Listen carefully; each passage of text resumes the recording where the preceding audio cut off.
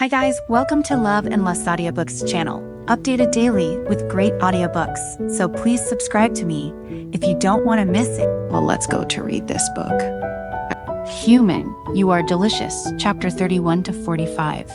Chapter 31, Calm Before the Storm. Vicky, had I heard him right?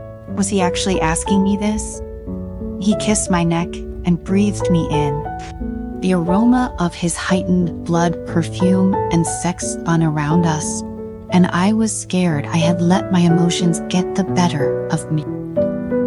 Weigh what I asked, still high from the pleasure he was still giving me, mixed with pure surprise. Bond with me, he repeated, this time through continued kisses. Even though it killed me to stop, I pulled myself away from him and turned to look at him. I didn't want the moment to end, but I needed to ensure that he knew what he was asking.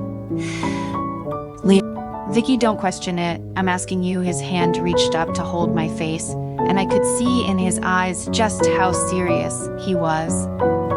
I want this, but if I do this, I began. Your whole life will change. You'll be granted eternal life. You'll have to come up with a new alias every 100 years. None of that sounds so bad, he said, nuzzling himself into my neck. Not now, but trust me, after your first century, it takes a toll. He stepped back and looked at me, still keeping his hands on my waist. If I can spend it with you, it's worth it. This wasn't actually happening. I was dreaming I had to be. It's real, he murmured against my lips. Whatever you have to do, do it. I heard my inner voice wrestling with me, telling me that this wasn't right, that he could be in immediate danger. But the other pieces of me knew just how right it was, how perfect he was. For me, he was my mate. And that's all the confirmation that I needed. A bolt of fire lit through me as I closed my eyes and let the blood perfume connect with me. I had been holding back for so long to not let myself get overwhelmed that when I let my kindred instincts kick in, they went into overdrive. Immediately, my eyes snapped open, and it was as if a kaleidoscope had taken over my vision. Everything was enhanced, my emotions, my senses. It was euphoric. I pushed him toward the couch, and instantly Leon complied.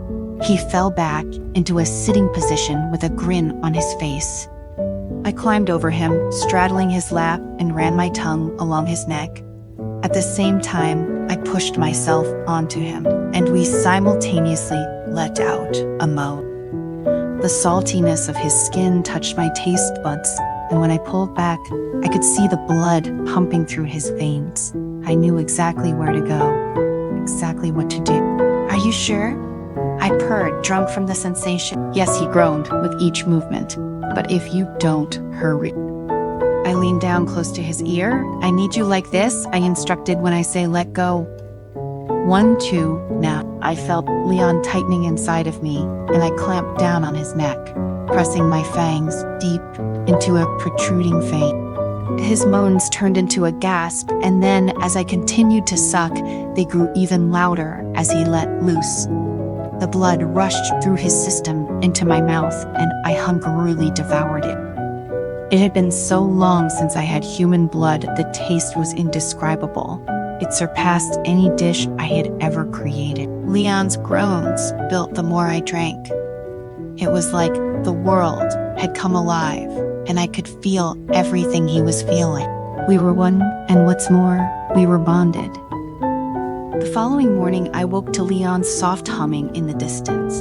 After our eventful evening, I didn't remember falling asleep, but when I opened my eyes to find myself resting on a pillow and the sun rising up from a peaceful night, I realized I couldn't have been more happier. I looked down at myself to see a blanket covering me, something Leon must have put over me when he got up. I sat up and stretched my arms before wrapping the blanket tighter around myself. Good morning, Leon's voice carried over from the kitchen behind me. I turned to face him, seeing him standing behind the island cooking breakfast.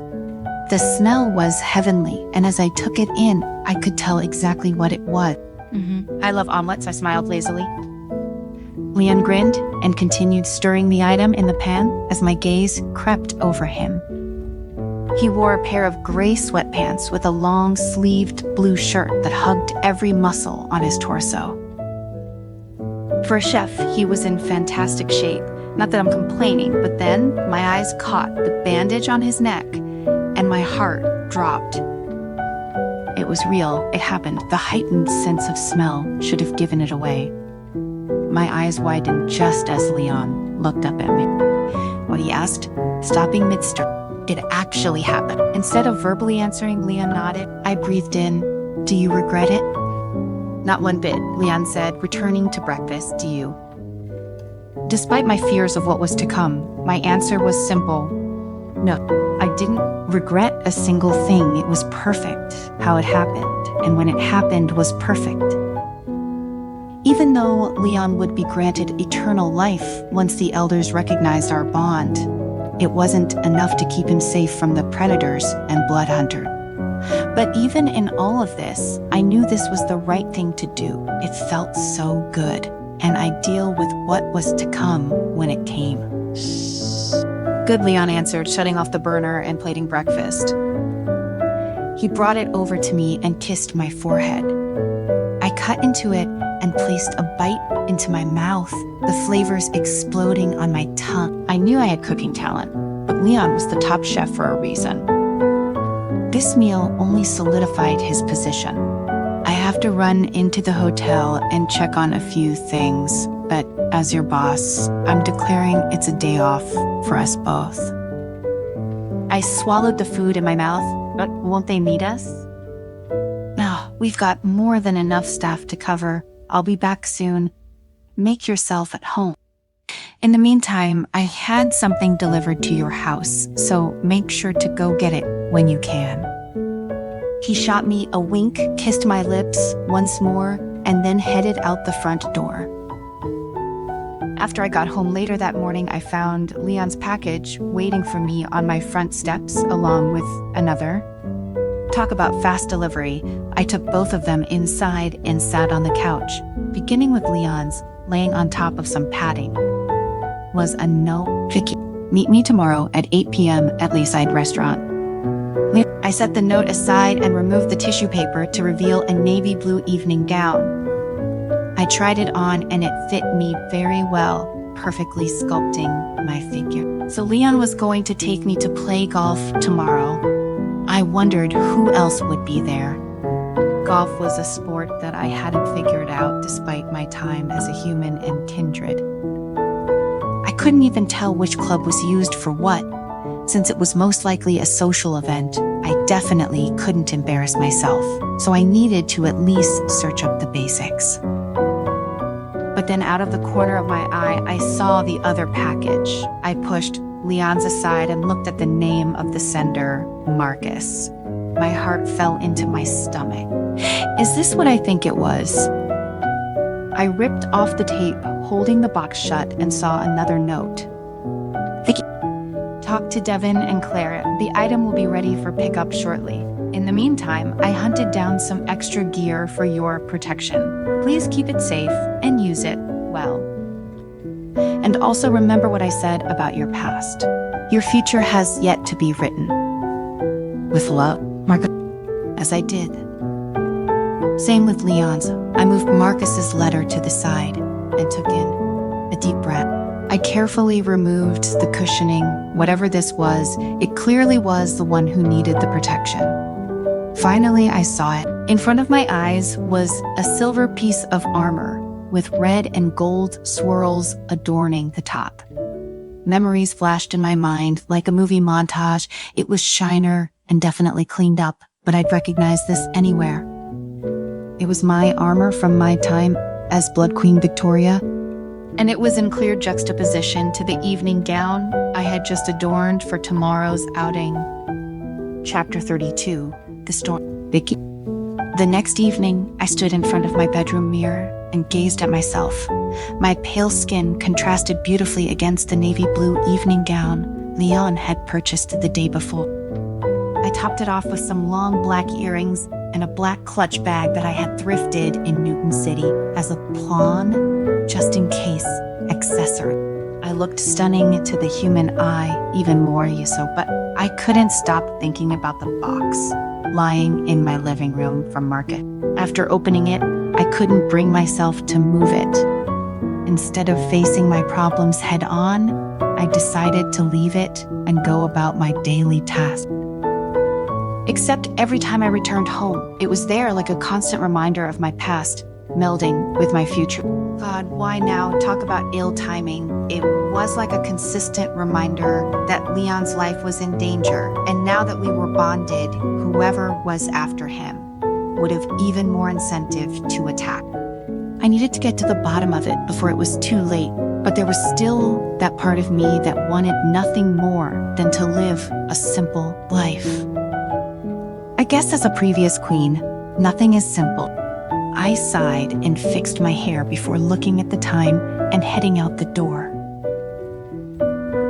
The cab pulled up across the street from the Leaside restaurant. I saw Leon stepping out of his car across the way. He looked so handsome. His hair was combed back and his beard was neatly trimmed. He wore a light blue suit to complement my own, and it hugged every part of his body. Ideally, my heart immediately responded out of nerves or out of our bond. I couldn't tell. One thing about the blood bond is that it works similarly to shifter mating. Once you bond, you are able to feel a semblance of the other person's feelings and sense when they're near. The only differences are that we don't instinctively know when someone is a mate until we smell their blood perfume. Once you bond, their scent melds with yours into a combination of you two. After bonding with Leon, I no longer smelt his specific scent. Rather, it was a mixture of how he perceived me and how I perceived him before, creating a unique scent that told other kindred that I had found my mate. I could tell Leon had already experienced some of these emotions. The minute he stepped out of his car, he could sense my presence. His eyes darted around, searching for me, and once I exited the cab, his eyes landed on me, and a smile instantly appeared. "Wow," he said as I reached him. "You look absolutely gorgeous." He took a hold of my hand and brought it to his lips, sending electricity instantly through me. "Thank you," I whispered. Leon guided me into the restaurant, his body pressing against my back. "How are you feeling?" he whispered in my ear as we waited our turn in line. How was I feeling? I wasn't the one who had blood sucked from me by a kindred. I should be asking him this.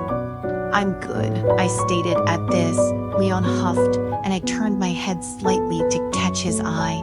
Truly, I emphasized, I haven't felt this whole in a very long time. My words quickly prompted a smile from him, and he then greeted the hostess, who led us to our table and poured us 2 glasses of wine. "How are you feeling?" I asked, reaching for the glass and taking a sip. "I'm surprisingly okay. I have a lot of questions, but those can wait for another day." His gaze softened as he grabbed his wine glass. "For now, I just want to enjoy my night with you." "Here's to feeling good."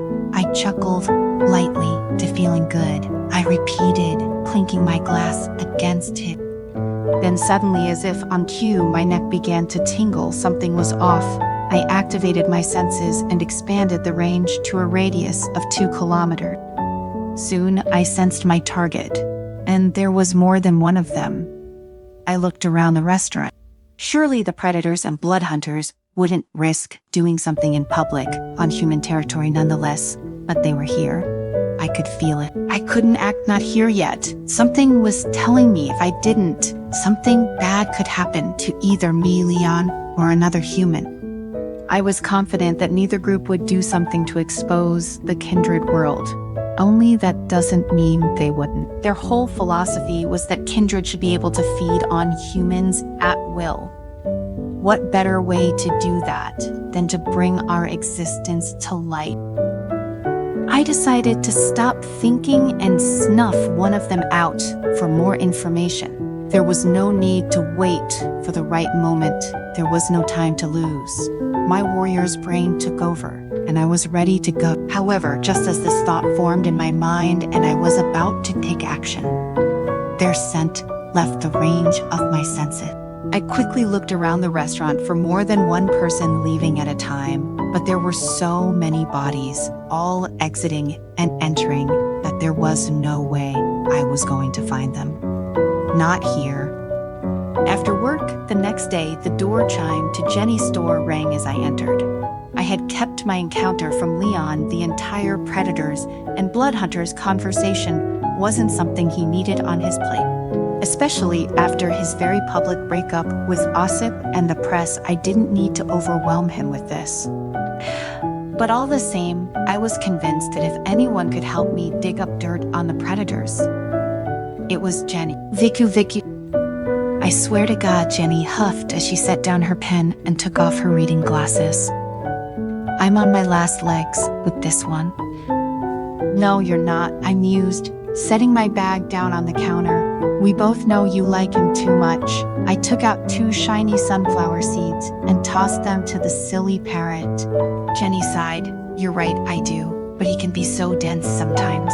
I laughed at this and threw the parrot the final bit of seed. You're back rather quickly, she continued. Normally, I don't see you after a visit for another few years. I know I said solemnly, I'm sorry that happened. No, don't be, she began. It's the kindred way. For you, a few years is like a few days. I understand. Jenny walked a few steps toward the coffee maker and began to make a fresh pot. Still 2 milk, she asked, reaching into the mini fridge. I nodded. It had been a long time since I had a good chat with an old friend besides Marcus, and right now, it was needed. What do I owe the visit? Are you shopping? She questioned, handing me my freshly brewed cup. I wish it were that simple. The job I'm doing for the elders, I'm looking into something specific. I started an organization, to be precise. I'm sure you have information on them here. Jenny raised her eyebrows as she took a sip of her drink. What organization are we talking about? The Predators. You should be familiar with them, right? Hearing the name, Jennifer froze and looked at me in horror. Of course, but don't tell me you got in their way. I didn't. It's a long story, but they attacked me a while back and kind of enticed a war. Jesus, Vicky, these people are hard to deal with. It's no joke. I know, I reiterated, but I need to stop them. They're after my mate.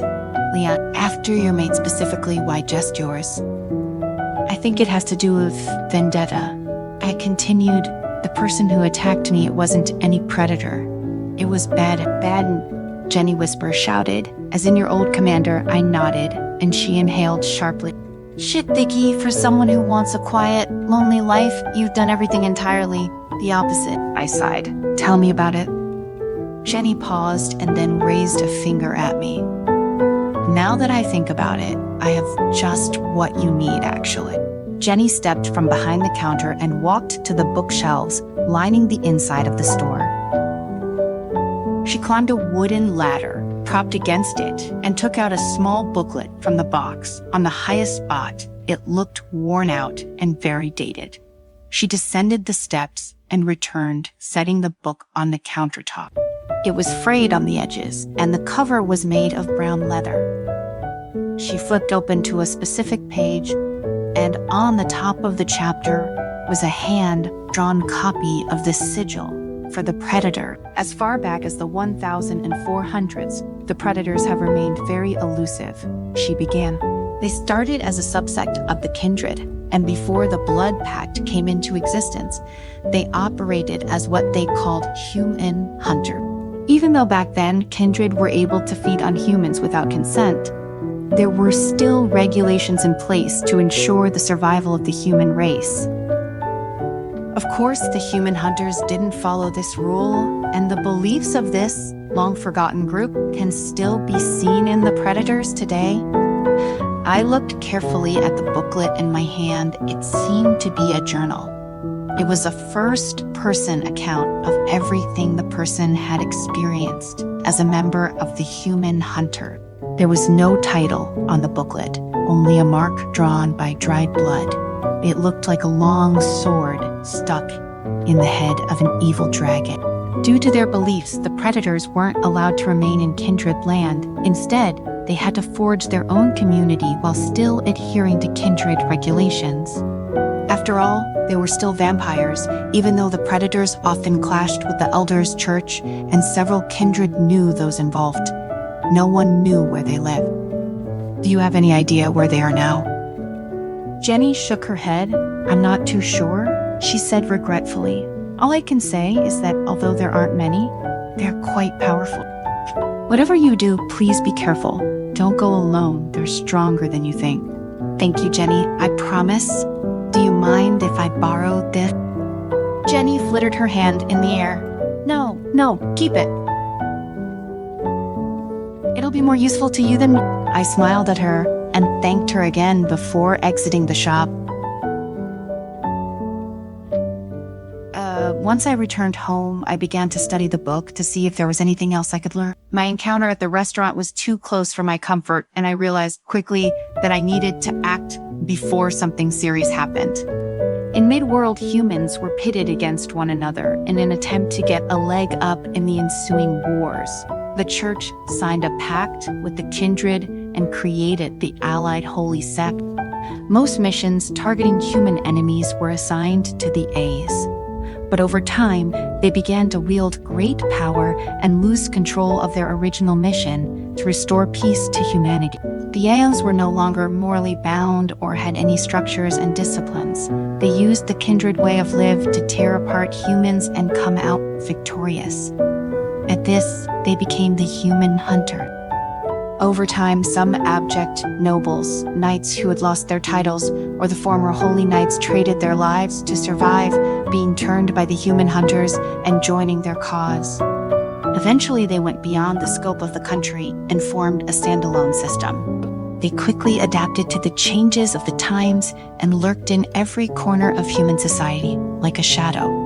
That was as far as this book went. Whoever wrote this must have been from the church, and after the human hunter's disappearance, had no idea where they were. They just knew they were still around, killing off his kind one by one. The rest of the journal was about when this person had witnessed some operation set out by the human hunters in retaliation for breaking supernatural rules.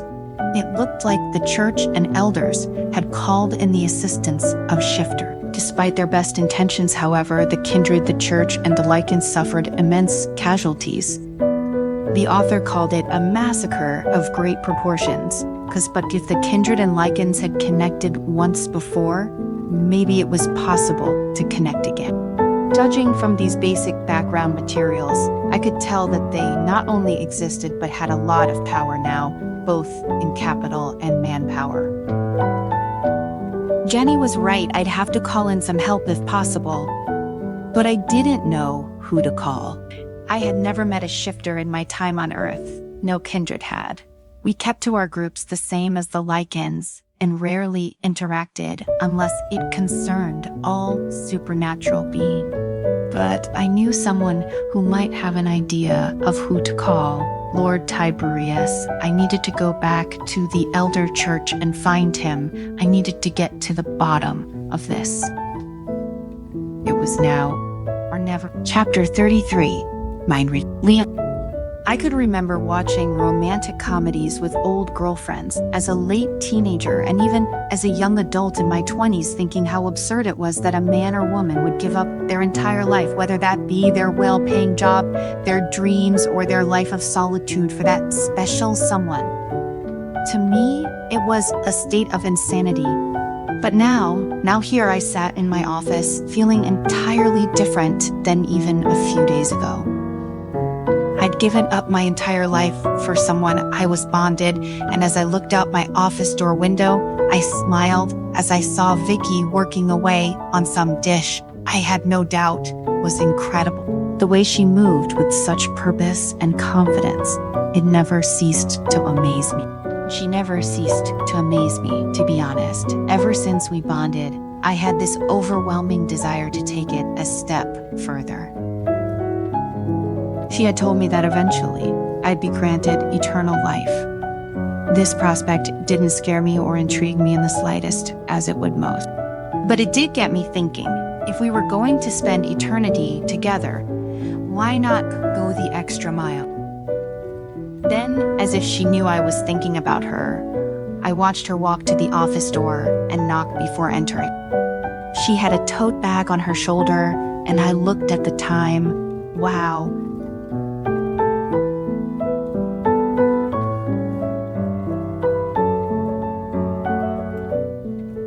Man, this being bonded and in love thing really was getting to me. Wait, in love? Was I in love with Vicky as I observed her enter with a smile in response and set down 2 meals on my desk? I slowly began to picture what every day with her would be like, and it dawned on me I was in love. "Good morning," she replied. "I made extra today to prepare for a larger dinner rush and thought you might like to enjoy it with me. I know you've been holed up here all day, so you most likely haven't eaten." She wasn't wrong, and I was starting to think that maybe she was the mind reader here and not me. I smelled the aroma of the dish as she took the top off the containers and closed my eyes. "That is what is it, lobster?" "Yeah," she answered, setting aside the lids. "I thought I'd recreate the first meal I made for you." "I can't wait to try it," I answered, picking up my fork and putting the accompanying vegetables in my mouth. And I didn't hear the clanking of her utensils or the sound of her movements. I looked up at her. "Is everything okay?" "Huh? Oh yeah, sorry, I barely had any sleep." That was a clear lie, but I decided to go along with it. "Well, you should really try to sleep more. Is there anything in particular keeping you up?" She picked up her fork and knife and took a bite of her food. "No, just a lot of things happening in the community. It's nothing." From the corner of my eye, I saw her bag that she had set down on the chair beside her. There was a leather-bound notebook of some sort peeping out of it. Pretending not to see anything, I took another bite as we ate in silence. The exquisite dessert inside got my juices flowing. I cut another small piece and put it in my mouth and hummed. It tasted even better than my mother's cooking. Vicky laughed.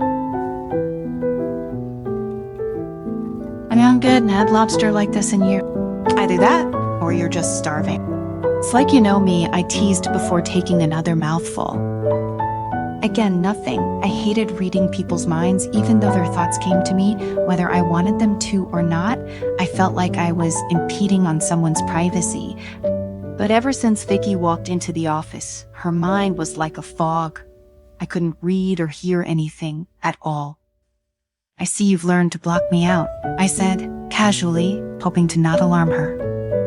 "Usually, I can hear you just as clear as anyone else. It comes and goes, in and out, like a weak radio signal, but you're there today. It's nothing but static." Vicky was stunned by my realization and stopped mid-bite. After so many years in the business world, I like to think I had become an observant man. I winked as I took a sip of the water beside me. "Sorry," she finally said, "things have been a little overwhelming lately." I could see the stress in her eyes. I reached a hand out and put it on top of hers. "Hey, you know, if you ever need anything, you can come to me, right?" "I know," she answered, rather quietly. "Trust me, I do." "Okay," I said, deciding not to press it any further. If she didn't want to tell me, then she must had her reasons. But that didn't stop my curiosity. When she noticed my lack of pressure, she smiled softly at me. Her eyes were tender. "I'm telling the truth, Leon. I'm not hiding anything from you. If there was anything, I'd tell you directly." "I believe you." We finished the rest of our meal, and I was thankful that no one else could read what I was thinking. My mind kept circling over what she was saying, and for some reason, I couldn't take my eyes off the journal that lay in her bag, and every so often found my gaze being pulled toward it. It didn't help that I had this growing sensation in the pit of my stomach, some sort of unease that continued to bubble to the surface. Were these her feelings or mine? I had no idea anymore. Everything was so different after the bonding. I felt like there was an extension of myself out there. After she finished her meal, Vicky silently picked up our empty dishes and the lid. As she came around my side, she moved closer to me and gave me a peck on the cheek. I responded with a hum and then turned my head to kiss her directly. "Leon," she said with a small giggle, "the office door window is open. Let them look," I muttered with temptation, but instead of giving in, she pulled back and playfully hit me. "So what do you have planned for tonight?" "I don't know. I have a few errands to run in the community, and then I was thinking of maybe going to the movies." "Alone?" She looked offended at my question. "Yes, alone," she replied. "Is that so bad?" "Not bad," I said, shaking my head. "Just odd. Let me come with you." "Are you sure?" she asked. "I mean, with the press on you recently about Asa, wouldn't it look bad if you were caught out with the same woman you were seen leaving Emily's party with?" I gave her a devilish grin. "We haven't been caught yet, have we?" Vicky looked as if she were mulling over the multiple times we had gone out since and hadn't been found out, and then she nodded. "Okay, great. Meet at the Lindy Theater at 9. She smiled and bent down to throw her bag over her shoulder. "It's a date." I watched as she turned around and gave me a final wave before leaving the office and closing the door behind her. Not long after she left, I dialed Mason's extension, 2 rings, and he answered. "Yes, sir. Can you make an appointment with Linus Ford, the linguistics expert?" he asked, his tone increasing with surprise. "Yes, for an hour from now." "Okay, sir, but it may be difficult to make it on such short notice." What should I tell him? I turned over the journal in my hand, the one Vicky had in her bag just before she left. "Tell him I have something very pressing we need to discuss." Chapter 34, Predators and Blood Hunters. Leon. When the appointed time came, I arrived outside of a small shop. The sign attached was an old flip sign that read, "Closed us," but I knew better. I put a hand on the door and pressed it open. For some reason, I was very nervous, moving the journal in my hand to the other. I knew to anyone outside of myself that this looked shifty, but she wasn't telling me what was going on and clearly wasn't going to. Despite only knowing Vicky for a short period of time, I knew her. And now that we were bonded, that familiarity grew. I don't know how, but I could tell something was off and I needed to figure it out. If I could help her in any way.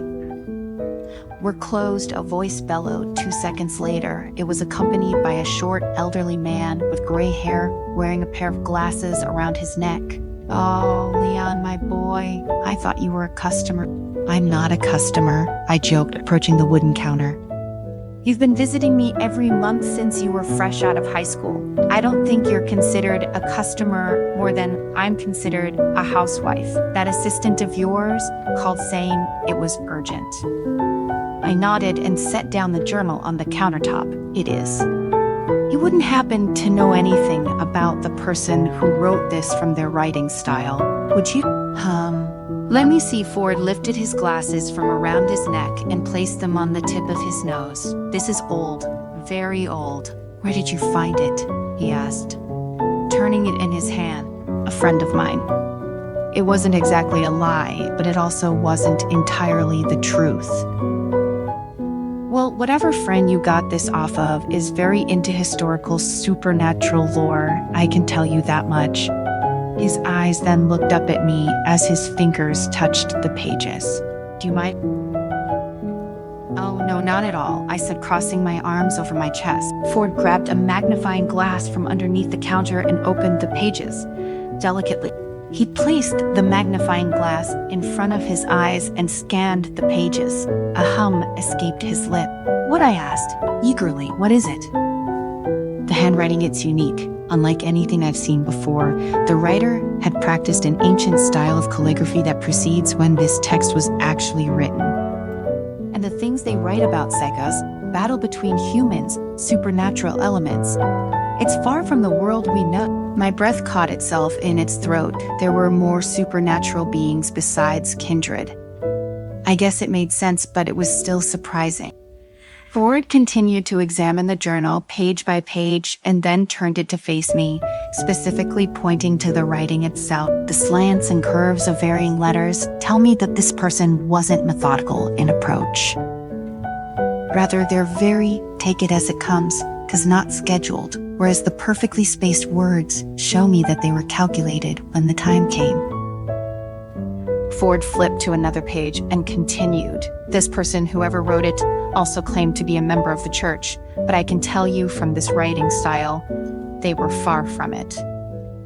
So what you're saying, I asked, that they were supernatural? Ford sighed and closed the journal. He took off his glasses and let them dangle once again around his neck as he looked at me. If such things exist, either that or they were part of the so-called human hunters. I'm not sure which is worse. I was already prepared to be surprised before I came, but what Ford said still came as a huge shock. I took the journal and looked at it carefully. So this was what Vicky was reading, but it still didn't. To her, my question. Why? I carefully recalled my time with Vicky. Besides giving me her true identity, she actually hadn't revealed much about her past lives, her current life as a kindred, or anything really about her community.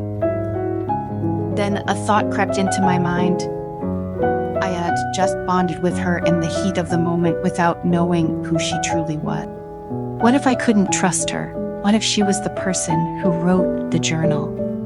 I immediately shook my head to rid myself of the ridiculous thought. Ford spoke again. There are still many things in this world that can't be explained by science. There's a set of things that are known to all people, but it's a different story when you encounter them in person. Want my advice? Just talk to your friend. They might have more answers than you think. I did want to ask her properly, but she would never tell me what she was going through, and she would be furious if she knew I was checking her out behind her back. Look, Leon, Ford continued, I know it's a strange thing to say, but what exactly do you know about our world? I crinkled my eyebrows, pretending not to know otherwise. If Vicky was so hesitant to tell me of her true identity, then there must have been a reason for it. What do you mean by that? I asked. That journal, he began, pointing to the book in my hand, touches the cornerstones of the truth. Your mother, as you know, she was a dear friend of mine, and I think it's time to lead you in and introduce you to other thing. What thing? Ford didn't answer and walked alone into one of the inner cubicles. He was clearly knew something and had for a long time, but he was keeping it a secret. Before long, he came out with a pamphlet. Then he handed it to me. It was a worn-out recording book with a strange coat of arms on the leather cover. I'd never seen such a coat of arms before, nor in the histories I'd read. Your mother gave this to me back when she was alive. I think you were just entering your senior year. At that point, she knew that something was going to happen to her. So she came to me in advance and gave this to me. Just then, a thunderclap sounded and heavy rain began to pour outside the window. The sky instantly darkened, and the automatic lighting system in the shop kicked in. The atmosphere was a little eerie and reminded me instantly of a thriller scene. My heart was beating wildly as I unfolded the paper. My eyes scanned the document, reading and absorbing every word. When I was done, I looked up at Ford with wide, saddened eyes that filled with tears. Her death, it wasn't an accident. What happened, I eventually croaked out. I hoped to get some answers from Ford, but he only shook his head, regretfully. I don't know. I never opened it. Your mother never told me. She only said that the more I knew, the more dangerous it would be. But she knew you well. She told me that if one day you find something, I must give you this booklet. I don't know why, but I have a feeling that what you have with you might have something to do with it. I didn't know what to say or think between Vicky and now my mother. I was distraught and utterly confused. The last thing I wanted to do was go out in a few hours, but if I wanted answers, I needed to see Vicky. She was where I needed to start. "Thank you for it," I said, trying to sound collected, minus the hesitation in my voice. "For everything you've done. Anytime, Leon, you know you're all welcome here. Why don't you stay? It's getting pretty nasty out there." I forced a smile. "I'd love to, but I can't. I have a date."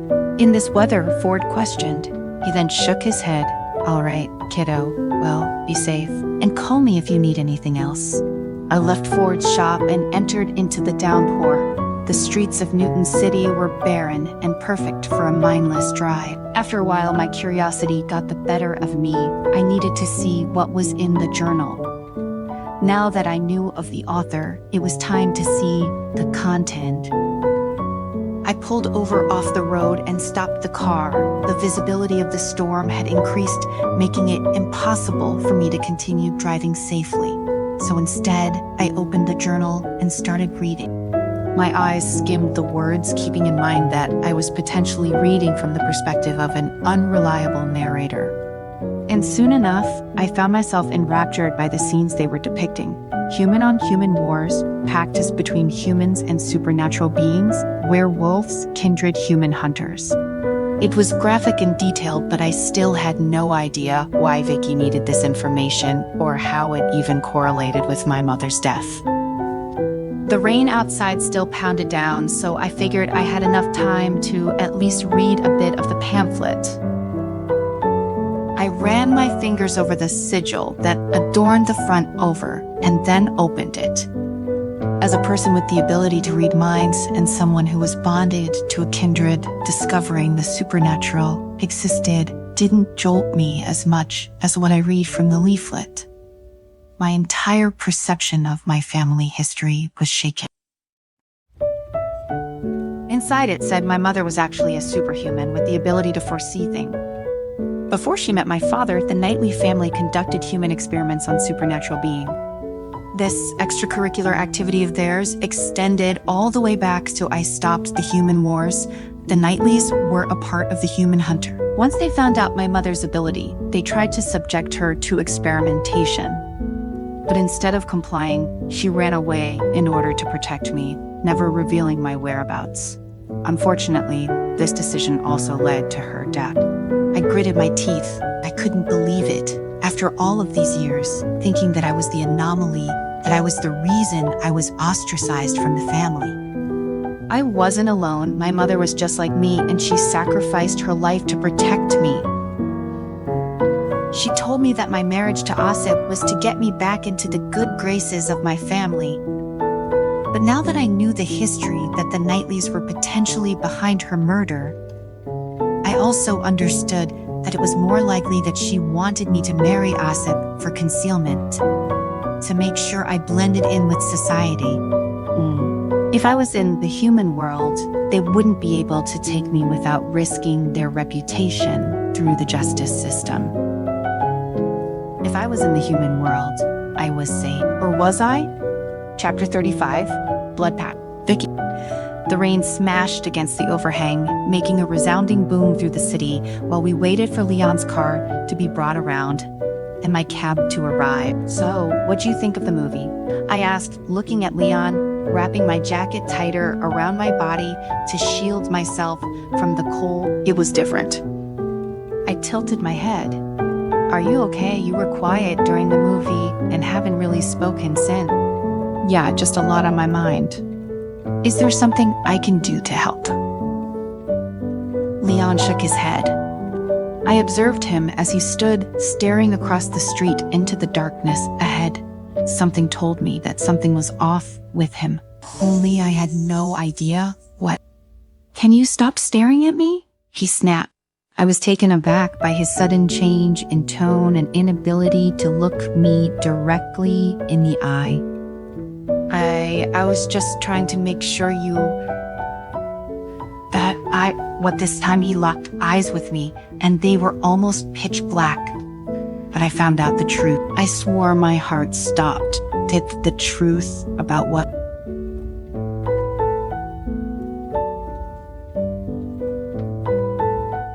Oh, and under his breath, under his breath. Of course you won't admit anything. How long were you going to keep it a secret from?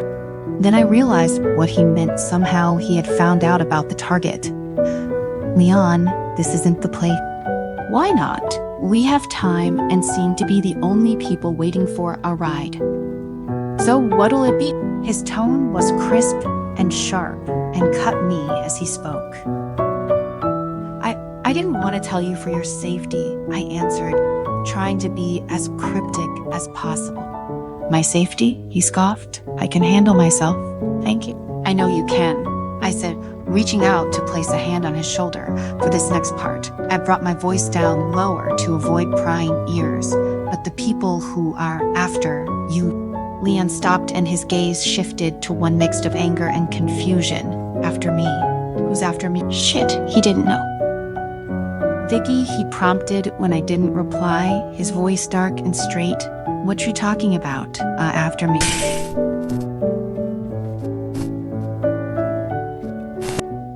I took a deep breath. Since I started working for you, there's been someone after you. Another group of kindred called the Predators. I didn't know why until recently. His eyebrows narrowed inwards and his teeth bared slightly. You've known all this time and didn't say anything. He was upset, reasonably, so I tried to rein him back in with my touch, hoping it would soothe him, but I was wrong. He instantly pulled his arm away. No, don't touch me, he spat out, stepping away from me. I could feel the pain tightening in my chest. I knew he could too, as he winced in that same second. I did it to protect you. You didn't know of my world then, and it was too risky. If they knew, you found out. I don't need protecting, Leon said, cutting me off. I need someone to trust. I thought that person was you, but obviously I was wrong. I opened my mouth to speak when his car pulled up. Leon walked toward it and took the key from the valet, thanking him. Leon, please don't, I called out, frozen in my spot. I need to go home and cool off. Call me when you're ready to explain things. And with that, he got into his car and sped off.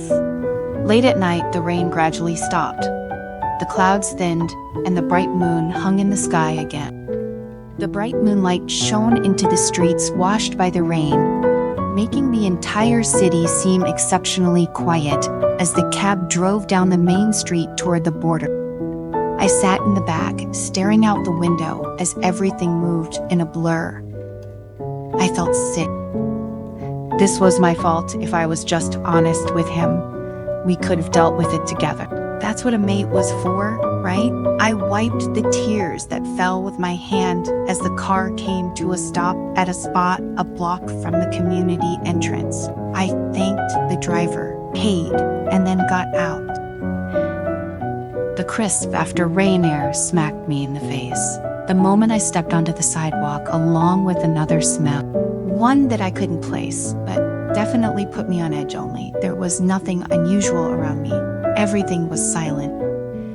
The hairs on my neck stood on end. Danger was near somewhere. I could tell I had two choices: ignore the scent and return home to wallow in self-pity, or find the source. The pessimist in me wanted the first option, but the warrior, she demanded the second. I lifted my nose and followed the scent for about 3 blocks. The closer I got, the stronger it grew. I smelled blood and a fair amount of it. Before I knew it, I had made my way to an empty park. I honed in my senses and used my night abilities to scan the benches and surrounding areas for any source of heat. Nothing. Whatever it was cold, blooded like a kindred. Then another smell collided with it, a mixture of honey and vanilla. Leon? My body tensed as panic threatened to push through. Whoever he was with was doing this to get under my skin. Regardless, I needed to find them. I picked up my pace, following the smell even further, each one becoming stronger and stronger until I was right on top of it. Only, there was no sign of Leon or a predator. Suddenly, I heard a twig snap behind me, followed by a sultry voice. Victoria, how nice to see you. I subconsciously turned around and threw a punch, but the other party didn't dodge. Instead, he blocked my fist with one hand to be able to block my strength. The guy was definitely highly skilled. I pulled away immediately. The man was wearing a smiling silver mask. It looked very strange against the moonlight. I became furious, and my pupils instantly turned red, ready to finish him off at any moment. Don't get so worked up. I'm not here to fight you today. Just warn you. Where the hell is Leon? Yeah, I demanded, searching frantically for him. I could still smell it. Oh, relax. He's fine, at home peacefully, if I recall. No, the scent was just to lure you in a bit of pig's blood, mixed with a piece of your mate's clothing. Can really do wonders to the senses, huh? Especially after being so newly bonded. I snarled, baring my fangs. I was tricked and brought into a trap. Damn it, I was an idiot. I should have known, but as soon as I got a whiff of Leon's new blood perfume, I couldn't control myself. What do you want? I growled. To talk about the elders, the predators, the blood hunters, and everything in between. Oh, don't look so surprised. We already know about the war the elders are planning to ensue. It'll be quite the meeting, don't you think? I'm doing it because I have to. I spat out, not because I want to. At this, the man laughed. The blood pact. Don't tell me you think kindred can live in peace with that thing.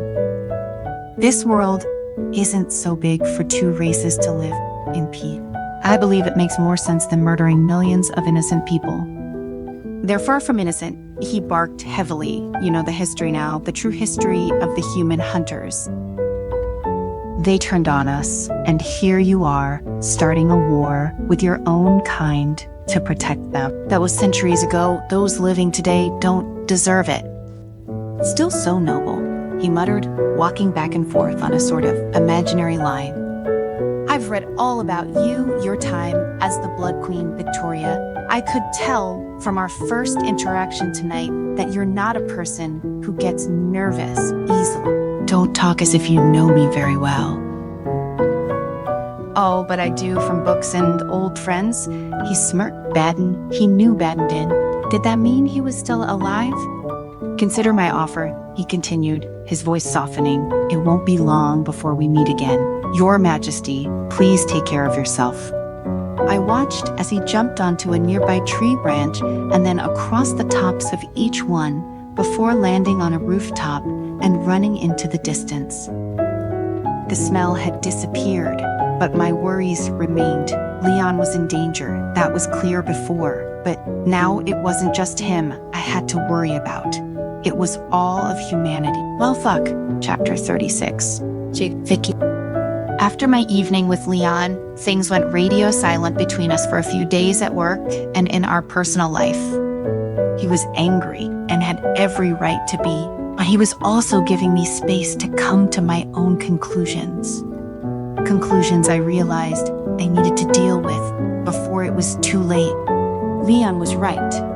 He could protect himself, and if he was willing to jump into the fire with me, who was I to deny him that?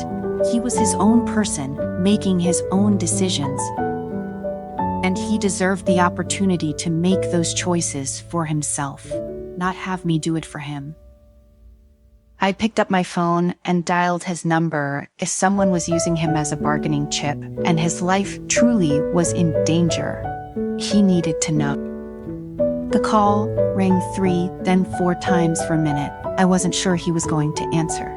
Then I heard the phone line click. Hello. I felt instantly comforted by the sound of his voice. He was okay. The man I had talked to in the park wasn't lying, at least about that. I'm ready to talk if you're willing to listen. I posed as more of a question than anything. It was quiet. Had he hung up?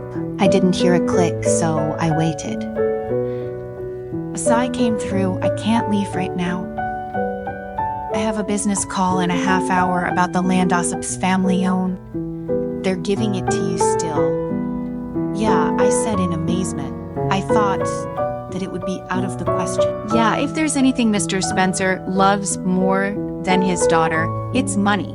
And I think we can make him a lot of it by opening another location. I smiled softly to myself.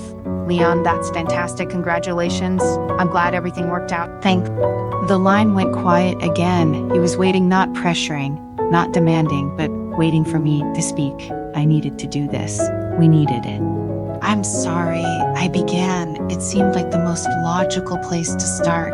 I'm not great at the relationship thing, and even worse at bonding. I took a breath before you. I was bonded to a man named Jacob. Silence, so I continued. Kindreds can only bond once every century. Jacob was almost 5 centuries ago. I heard a sharp inhale and prepared myself. I had no idea how he would take this, but he deserved more than anything to know. Everything on my resume was true. I continued.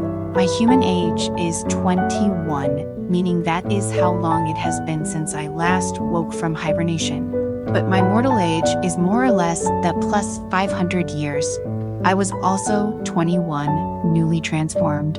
When I met Jacob, I wasn't expecting Leon to speak through this conversation. It was a lot to take in, and I wouldn't blame him if he just decided to hang up. But he didn't, so I kept going. Jacob, he was the love of my life.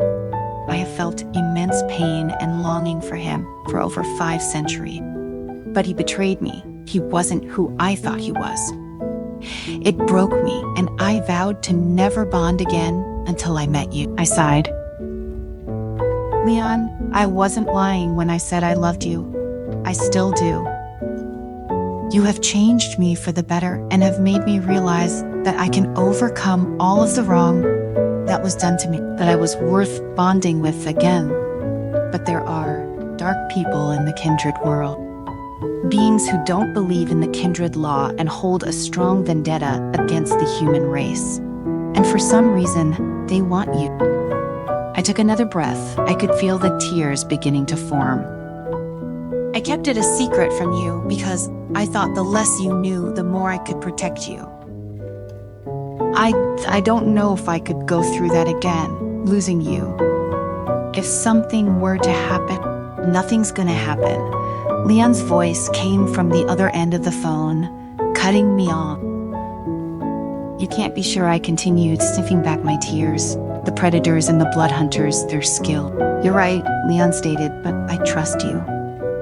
At those words, everything else faded away, even if only for a moment. He trusted me, and that made me happier than he knew. Look, I'd love to talk more, but I need to prep. Can I see you later tonight? I can have a car pick you up, and we can watch some movies together at home. I smiled to myself. I'd like that. Great. I'll have someone pick you up at 6. Thank you for being honest with me, Vicky. It's all I wanted. I know, I answered. I did know. And it felt great to have it finally out there. I love you, he said, his voice deep and full of emotion. I love you too. I hit the end call button and watched my phone screen go black. Pride filled up inside of me, a mixture of my and Leon's emotions together. I looked out the living room window into the dark evening air when something on the bench across from my house caught my eye. From what I could see, it appeared to be metal, and the light from the street lamp above it reflected off it, shining directly into my house.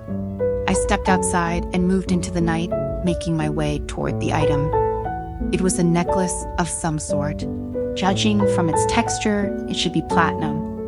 I looked around me and then bent down to pick it up.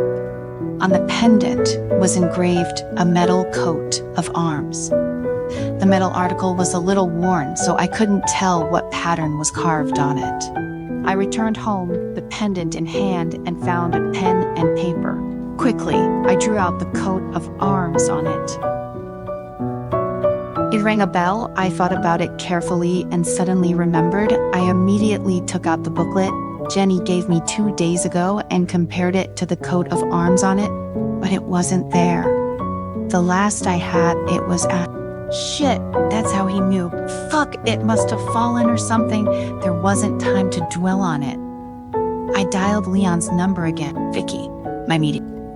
I know, I said hurriedly. I promise it won't take long. I just need you to do me a favor. Can you look at the journal? Leon stifled a laugh. You finally found out it was missing, huh? Yes, I know I'm dumb and slow. Please, the journal. Okay, give me a second. I heard shuffling in the background, and then he appeared back on the line. What am I looking for? Exactly. The front cover, there's a sigil. What does it look like? Like a dagger with dragons. Dagger with dragons? I muttered to myself, then the image clicked in my brain. It was a match. Thank you. Good luck at your meeting. I hung up before he could say anything more. My eyes studied the drawing. If I was right, things had just gotten a lot more complicated. Someone knew I had found the journal and they were toying with me, leading me somewhere. I felt a piece of paper touch my hand. I flipped over the necklace and saw a note attached. My body instantly felt cold. There was no way Baden and Rupert survived. Once I bonded with Rupert, he was granted eternal life after our connection was recognized. But after he betrayed me, I was told by my court that he died trying to resurrect his wife with the bloodstones. Is it possible he didn't, that I was lied to? However, I immediately told myself that was impossible. His scent had already been deeply engraved in my mind. No matter how he tried to disguise himself, he wouldn't be able to outsmart me. At the very least, I hadn't heard of any method that could change a human's natural scent. Suddenly, a warning pierced my neck. I looked out the window to see 10 plus or so shadows approaching me. I honed my senses and my perception range expanded a lot. This couldn't be a worse time. I had no weapon, no means to protect myself, except my eyes turned to the weapons adorning my wall. They were old and unused, but still shone, and were sharp enough to do damage. I had had enough encounters this time. I had to capture one alive and got the information I wanted. When I looked again, they had stopped just short of the barrier around my house. They were motionless, as if they were waiting for an opportunity. I took the pendant and headed to the kitchen, out of sight. I then descended the stairs to the basement and out of a special passageway I had designed in case something like this ever happened. I never thought it would, but here we were. As soon as I reached the exit outside, I took shadow form and approached the group. I revealed myself, weapon and pendant in hand. A few of his partners near him jolted and tried to attack, but I was too quick. In an instant, I appeared in front of one of them and grabbed them. I could feel his heart pounding in panic and smell his fear. However, he still tried to make a final struggle and break free, but I didn't give him a chance to do so. I threw a straight punch at his face before he flew a few meters away and smashed into the iron fence on the roof. I walked over and stepped on him. "Who are you?" I demanded, grabbing a hold of his jacket and pushing him harder against the ground. The man didn't say anything. He continued to struggle with all his might and tried to slip away from my feet. I pulled off his mask at once, revealing his freckles and dark hair. He was human. I don't understand, I said, shaking from the revelation. Who sent you? At this moment, the others surrounded me, ready for a fight. I counted and found there were 12 people, including the one on the ground. I had to end this quickly. If I made too much noise, my identity would be exposed. "Wait here," I said, letting him go and turning to face the others. In an instant, the men rushed toward me together. I accumulated my blood energy and tightened my muscle. An invisible shockwave spread out from my body, and those people were sent flying like paper. I took advantage of the fact that they had yet to balance themselves and transformed into a shadow form to quickly shuttle between them. Whenever I reached a person, I would knock them out, rendering them unconscious. It was quite a gory scene.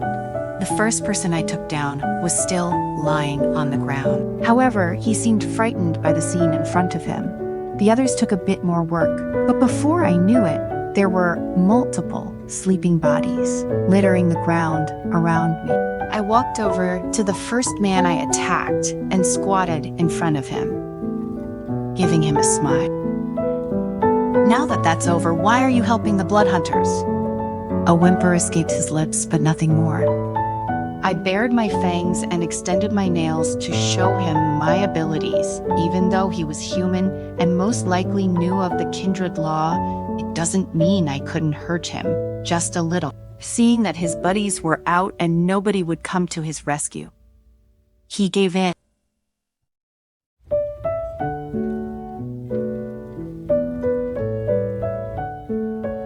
The boss, you mean the blood hunters, right? Yes, we were paid to do this to lure you out with the necklace. Who do you work for? Who pays you? I don't know. It's a man named Johnson, but we've never seen him in person.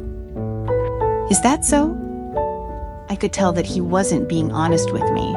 His heart was beating fast, and he was obviously nervous. I brought out my nail and put it on his neck. I don't know where this vigor was coming from, but it was working. Okay, I'll tell the truth, please. I have a wife and kid. He winced, and I pulled back. His body trembled under my hold. I did see a man once, he continued, but I didn't see his face. He sounded strange, like he'd used a voice modulator. A light bulb went off in my head. Was he wearing a silver mask? Yes, you know him. Ignoring his statement, I took out the pendant from my pocket and placed it in front of him. Are you familiar with this name? I turned it over to reveal Jacob written on the underside. The man looked closely. No. Then he let out a curdled scream. He reached for his throat and looked like he was trying to speak, but he could no longer talk. I let go of him quickly and stepped back. Almost instantly, black smoke billowed from his mouth as his body began to burn. Fire poured out of his eyes and nose. Before long, he was an entire flame. He screamed in pain, but the heat devoured his body mercilessly. In the blink of an eye, he turned into a pile of charcoal and dust. He was cursed by the blood hunters. If they mentioned the keyword, it would be activated. Looking around, I knew my home was no longer safe, and by staying, I'd be putting the rest of the community in danger. I needed to leave, and I knew exactly where to go next.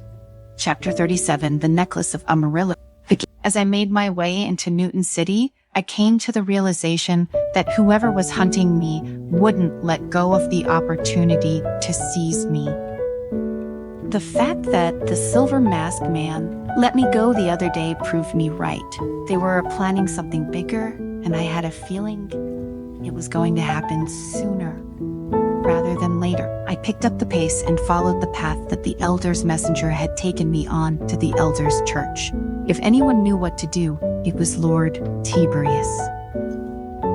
I came to a halt outside of the entrance. Now that I was here, I realized that I had no idea how I was to approach this situation.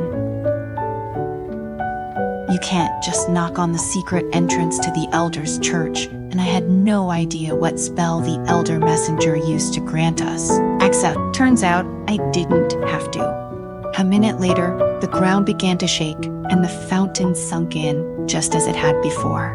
The stairs then appeared, and near the top of them was Lord Tiberius. Vicky, he said, I thought I sensed you. He looked around the vacant and beaten down yard that served as the church's disguise. We weren't set to meet until a few days from now. No, I know, I said quickly to justify my presence, but something happened and I wasn't sure where else to go. He glanced at me and then he nodded. All right, come with me. I followed him down the steps into the Elder Church. It was empty. Where are the others? On missions, trying to gather intel that we can use. Can I offer you a drink? I shook my head. No, thank you. I came here to talk to you about something I found earlier tonight. It's connected to the predators and blood hunter. I took the pendant out of my pocket and set it on the circular wooden table. His eyes widened and he got up to change seats, sitting in the one beside me. The necklace of Amarillo. The what? The necklace of Amarillo, he repeated. Where did you get that?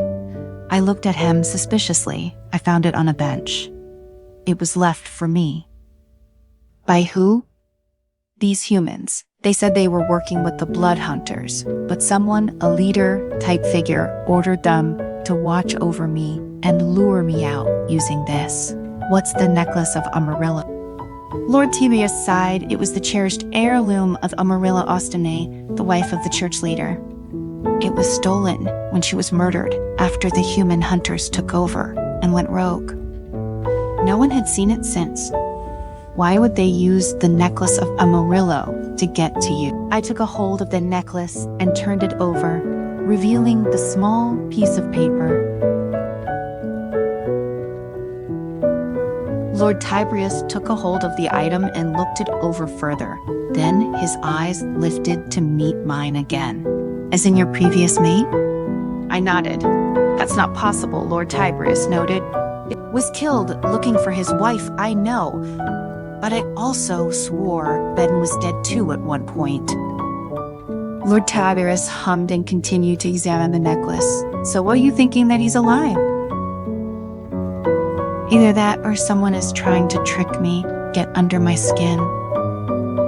I wouldn't have any doubt that Baden would do something like that. These are clear threats. Vicky, they're taunting you. I know.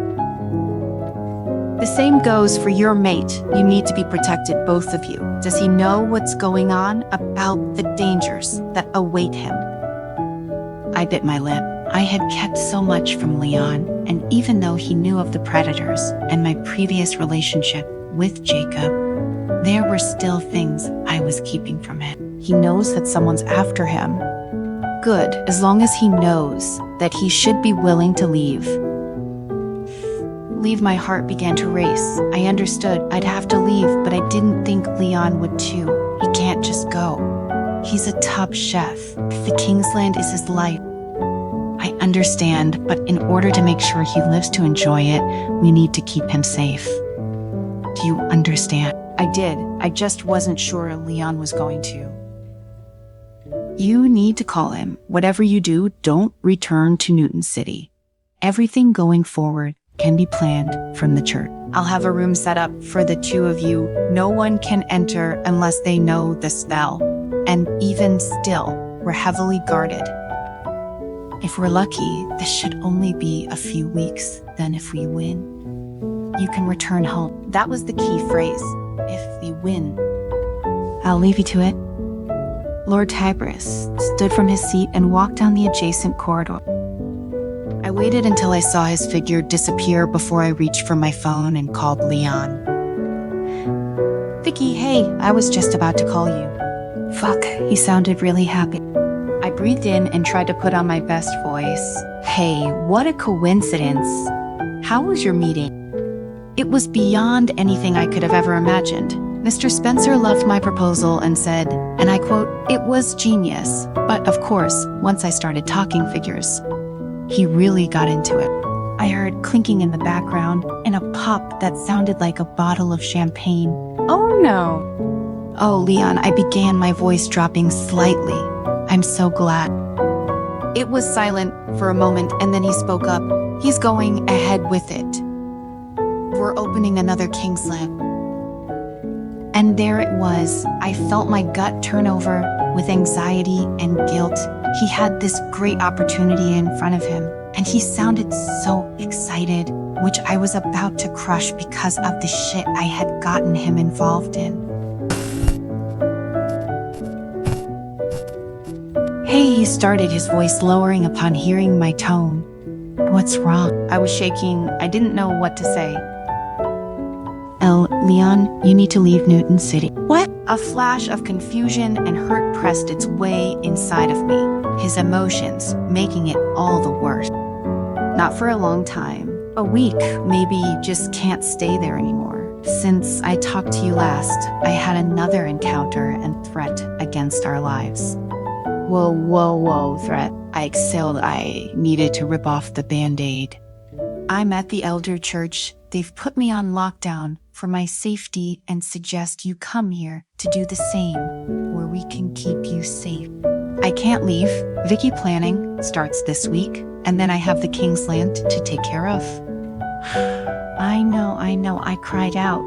The guilt intensifying. Just please, Leon, please come. Soul, I don't know what I'd do if something happened to you because of me. I thought he was going to freak out, completely lose it on me. But instead, he remained calm and recentered himself. Yeah, okay, I understand. I'll see if Aiden can step in and Frank can manage. Tell them I'm going away to celebrate. I sniffed, wiping the tears away that had fallen. Okay, I whispered. Okay, I'll have them send a messenger for you tomorrow morning. It's easier to get here that way. A messenger. Yes, you'll understand once you're with them. Pack light and make sure you're not seen. I'll see you soon.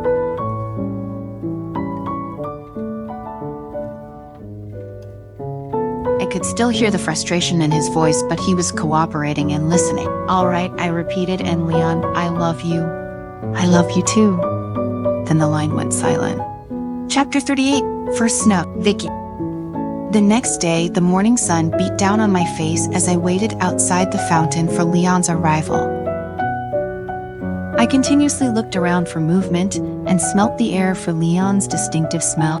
Nothing. I'd been here for over an hour long past when Lord Tiberius said they'd arrive and still saw nothing. Just then, a gust of wind came flying toward me, and when I opened my eyes, I saw the elder messenger and a flustered Leon carrying a duffel bag on his shoulder. The strap fell as they came to a complete halt. When you said you'd send a messenger, that was not what I was anticipating. I couldn't contain myself anymore, knowing he was here and safe. I rushed into his arms and was happy to feel the hug reciprocated. I'm so glad you're okay, he muttered into his chest.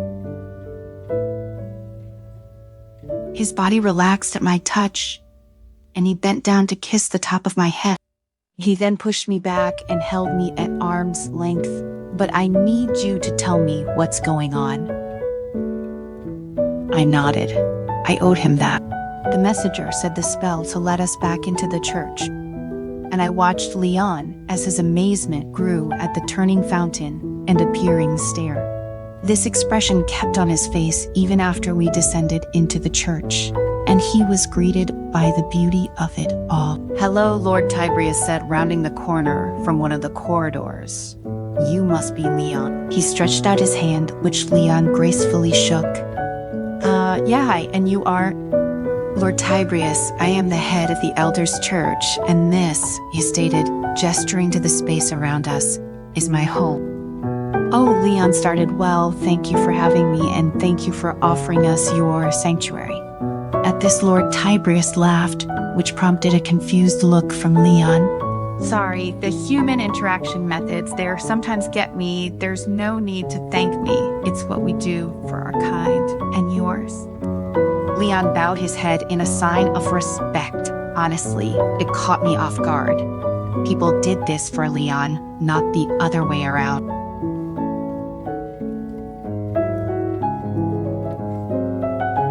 But as he did so, I saw a glimpse of what he could bring to the kindred community, and smiled slightly to my Please come in. Let me prepare you tea. Lord Tiberius motioned for us to follow him. Leon and I sat down at the circular table as Lord Tiberius served us 2 cups of honey, flavored tea, and took his place across from us. So I hear you've spoken to Marcus Weston recently. He said, eyeing me as I took a sip of my tea, he's a great warrior, and an even better companion. I wondered how he knew, but at the same time, I did recognize he was an elder for a reason. I know, I stated, drinking from my own cup. He never changes, even as the times do. Lord Tiberius set down his tea and nodded in affirmation. I also heard you commissioned him to help you find weapons. At this, he raised a knowing eyebrow at me, almost like he was praising my decision. I too set my cup down and looked at him in wonder. How did he know all of this? Did he hear it from an elder messenger?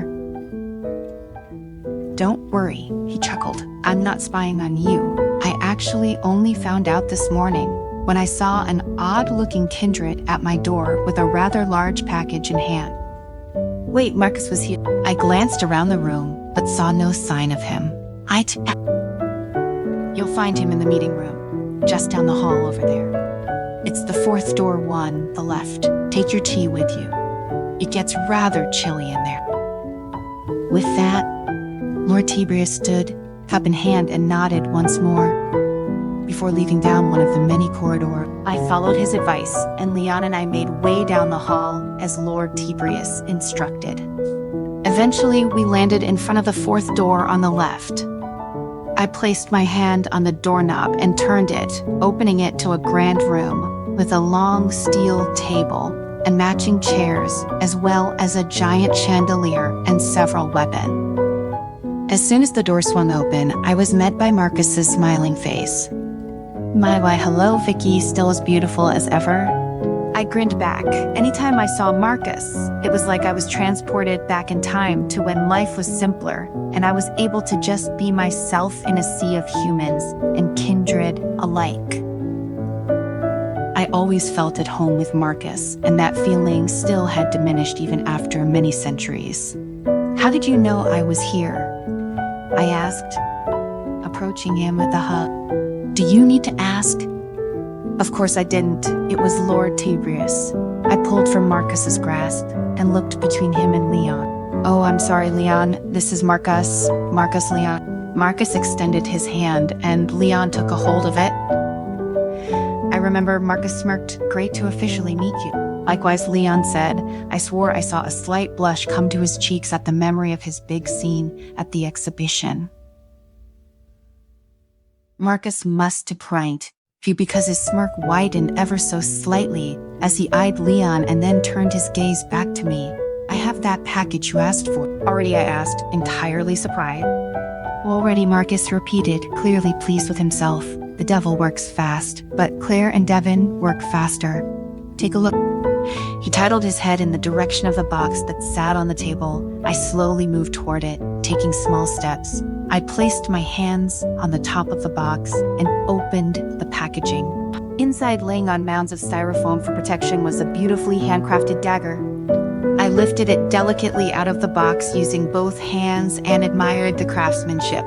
It was absolutely stunning. Its name is First Snow, Marcus said, breaking through my thought. It was aptly fitting. The hilt was entirely pure white, with decorative crystals lining it. However, it was the blade that caught my attention. It was unlike your traditional dagger. Rather, the blade curved at the end and was engraved with various swirls and markings. As I looked down at it, I could see my reflection staring back. Marcus, it's stunning, gorgeous, absolutely divine. All of the above, I said breathlessly. I hadn't seen a weapon of this caliber since my reign. It was extraordinary. I turned it over in my hand, and it caught the lights above us, almost casting a small halo. Give my thanks to Claire and Devin. Already did, Marcus said, clasping his hands behind his back. They send their appreciation and note that they're always happy to help the elder. I couldn't believe it. This was really happening, and the weapon in my hand only solidified it. We were going to fight the predators, and we were going to win. Later that day, Marcus, Lord Tiberius, Leon, and I sat around the meeting room table discussing a plan of action. It was decided that Leon and I would attend the upcoming elite golf tournament at the Divine Country Club. According to Leon, it was one of the biggest social events of the year, lasting days and equipped with several mini-events, including a ball. Lord Tiberius was impressed with Leon's suggestion. He knew as well as us that if anyone were after us, a large social gathering like this would be the best place for them to show themselves while also remaining hidden from the masses. Once night fell, Leon and I said our good nights to Marcus and Lord Tiberius and retired to bed. Our room was on the smaller side, but was big enough for the two of us and came with a master bath. So I wasn't complaining. "I'm exhausted," I muttered, setting the sheath dagger on a nearby table. I rubbed my temples and leaned against the edge of the table. "Too tired for me?" Leon asked, his voice husky as he approached me and put his hands on my hip. I smiled up at him lazily. "I'm never too tired for you," I said, wrapping my arms around his neck. We gazed at each other for quite some time, and I found myself wishing things could remain this way. Just me and Leon forever. "I'm proud of you," he stated, delicately. "You're making the right call." "I know," I replied. "I just wish it didn't come with such a big cost." "Let's not think about that tonight. Let's just be here together." Leon grabbed my hips and pulled me into him. His lips crashed into mine, and his tongue quickly made its way inside my mouth. I let my body fall limp in his grasp and pulled myself closer. In response, Leon picked me up and once he gently laid me down on the bed and tried to reach for his shirt. When I yanked him down with my leg, Leon chuckled and then obeyed, remaining in place. I could feel the weight of what we were walking into the next day laying heavy on us both. But as we kissed, neither of us cared. All that mattered was the here and now, and I was going to soak in as much as I could before I faced the evil that awaited us at Divine Country Club. Chapter 13:9. Let the party begin. Vicky. That night, in addition to the pleasing sex, Leon also talked to me a lot about his history. I also reciprocated by telling him a lot of my past stories about my life as a CEO, a designer, a pilot, a queen. He deserved to know everything, and the weight I felt fall off my shoulders was unlike anything else I'd experienced. Leon's hand ran lazily through my hair as he pushed it to the side. He began, "The darkness and whole medieval vibe down here is something I could get used to." "Yeah," I replied with a smirk. Leon buried his head into my neck. "Yeah, as long as you're here, I can overcome anything." I groaned and pushed him away. "What? I thought you lived for the sappiness." I did, but then I realized how much I liked being on my own. I should really reconsider that idea. I teased, shooting a wink at him. "Oh, that's it. You've asked for it now." Leon lunged for me and pushed me back onto the bed, climbing on top of me and restraining my hands. "Give in." I bit my lip and shook my head, to which he flashed me a giant grin and started tickling my side. My legs trashed ferociously as I laughed, trying to shove him off me. Leon quit it. Leon stopped and used his hands to restrain mine against the pillow. His smile turned into a smirk as he leaned down and kissed me passionately. His smell still amazed me, and instant butterflies moved inside my stomach. I opened my mouth a bit more, enough for his tongue to find its way in. I felt him moan in pleasure, and I wanted to let it continue into a repeat of the night before, remain in our little bubble. But a knock on the door made us break from our stupor. "Come in," I called as Leon hopped off me and rolled back onto his side of the bed and under the covers. "Are you decent?" Marcus asked, entering the room with his hand over his eye. I pulled the blanket up to conceal my breasts. "Oh, don't be such a baby," I said, rolling my eye. Marcus removed his hand and let out a sigh of relief. "Hey, at least someone around here is getting something." I picked up a pillow and tossed it at him, which he expertly dodged. Fine, I got the message. Lord Tiberius wanted me to tell you that he's sending 2 messengers with you to the tournament. Today, you're to tell everyone they're your cousins, or something. You don't expect people to buy that, do you?" Leon asked. "No, but I'm sure you two can come up with a better story than that." I rubbed my forehead with my free hand. "Yeah, okay, thanks, Marcus." He smiled. "Anytime. Good luck." Marcus left the room, closing the door behind and leaving Leon and me alone together. Well, there went the mood. I looked to Leon, who was already staring at me. "You ready?" he asked. I nodded, ready as I'll ever be. "All right, let's do this." We both got up and rolled out of bed. I put on the golf shirt the messenger brought back and tied my short hair behind my head. I was lost in my beauty, looking at myself in the mirror for a while, and felt that I was gorgeous. It was only when I looked over at Leon in his form-fitting slacks and sweater vest that I was in complete awe. The things I wanted to do to him were indescribable. I shook my head, clear of any such thoughts. This was not the time. I hid first snow in my bag, put on the necklace, and prepared to leave. Hopefully, it would be enough to deal with the silver mask. The more I thought of him, the more I started to have bad feelings about who he was. I knew he was dangerous, but this feeling was deeper than that. I was exposing myself. The necklace he left behind must suggest he was somehow related to the human hunters, or even one of them. That night in the park, I suspected he was a leader of some sort, and I was right. It looked like he played an important role in the predators.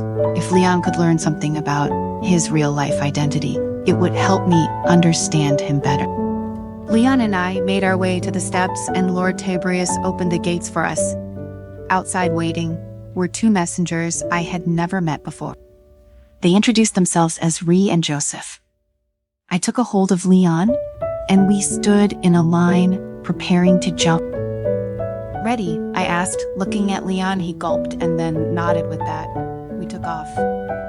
After an hour of travel, we finally made it, landing in a location just outside of the court. It was vast, with 18 holes spread over acres of land and a country club in the background. Thousands of upper-class individuals either prepared to play or watch the day's events. I quickly fixed my appearance while Leon smoothed out his hair and regained his sense of self. Then that same danger alert inside me cropped up, and I looked to Leon, who was also caught off guard. He could feel it too, through my emotion. My eyes scanned the parking lot, but I didn't see anyone in black or a mask. Just rich folks living their life. And then they spotted a figure heading toward the entrance of the club Ossip, and with her, a man who looked slightly familiar. I nudged Leon, who looked in the direction. I nodded my head. "Fuck," he cursed under his breath. I was hoping they wouldn't notice us. The last thing we needed was a confrontation with Ossip. But in classic fashion, they didn't avoid us. Instead, they took the initiative to greet us. "Leon, is that you?" Ossip asked in a cheerfully surprised tone. I had to stop myself from laughing. It was such an act. "It's been a long time. You don't look so well today." "I've been working a lot." His response was curt and short, causing a scowl to come across Ossip's face. She then turned her gaze to me and looked me up and down as she spoke. I didn't pay much attention to her. Instead, I focused on the man next to her. Under his charming and handsome appearance, he gave off a disturbing vibe that I couldn't shake. He looked back at me and gave me a polite smile. "Hi, I'm Richard. A pleasure to meet you." He held out his hand and took 2 steps closer to me.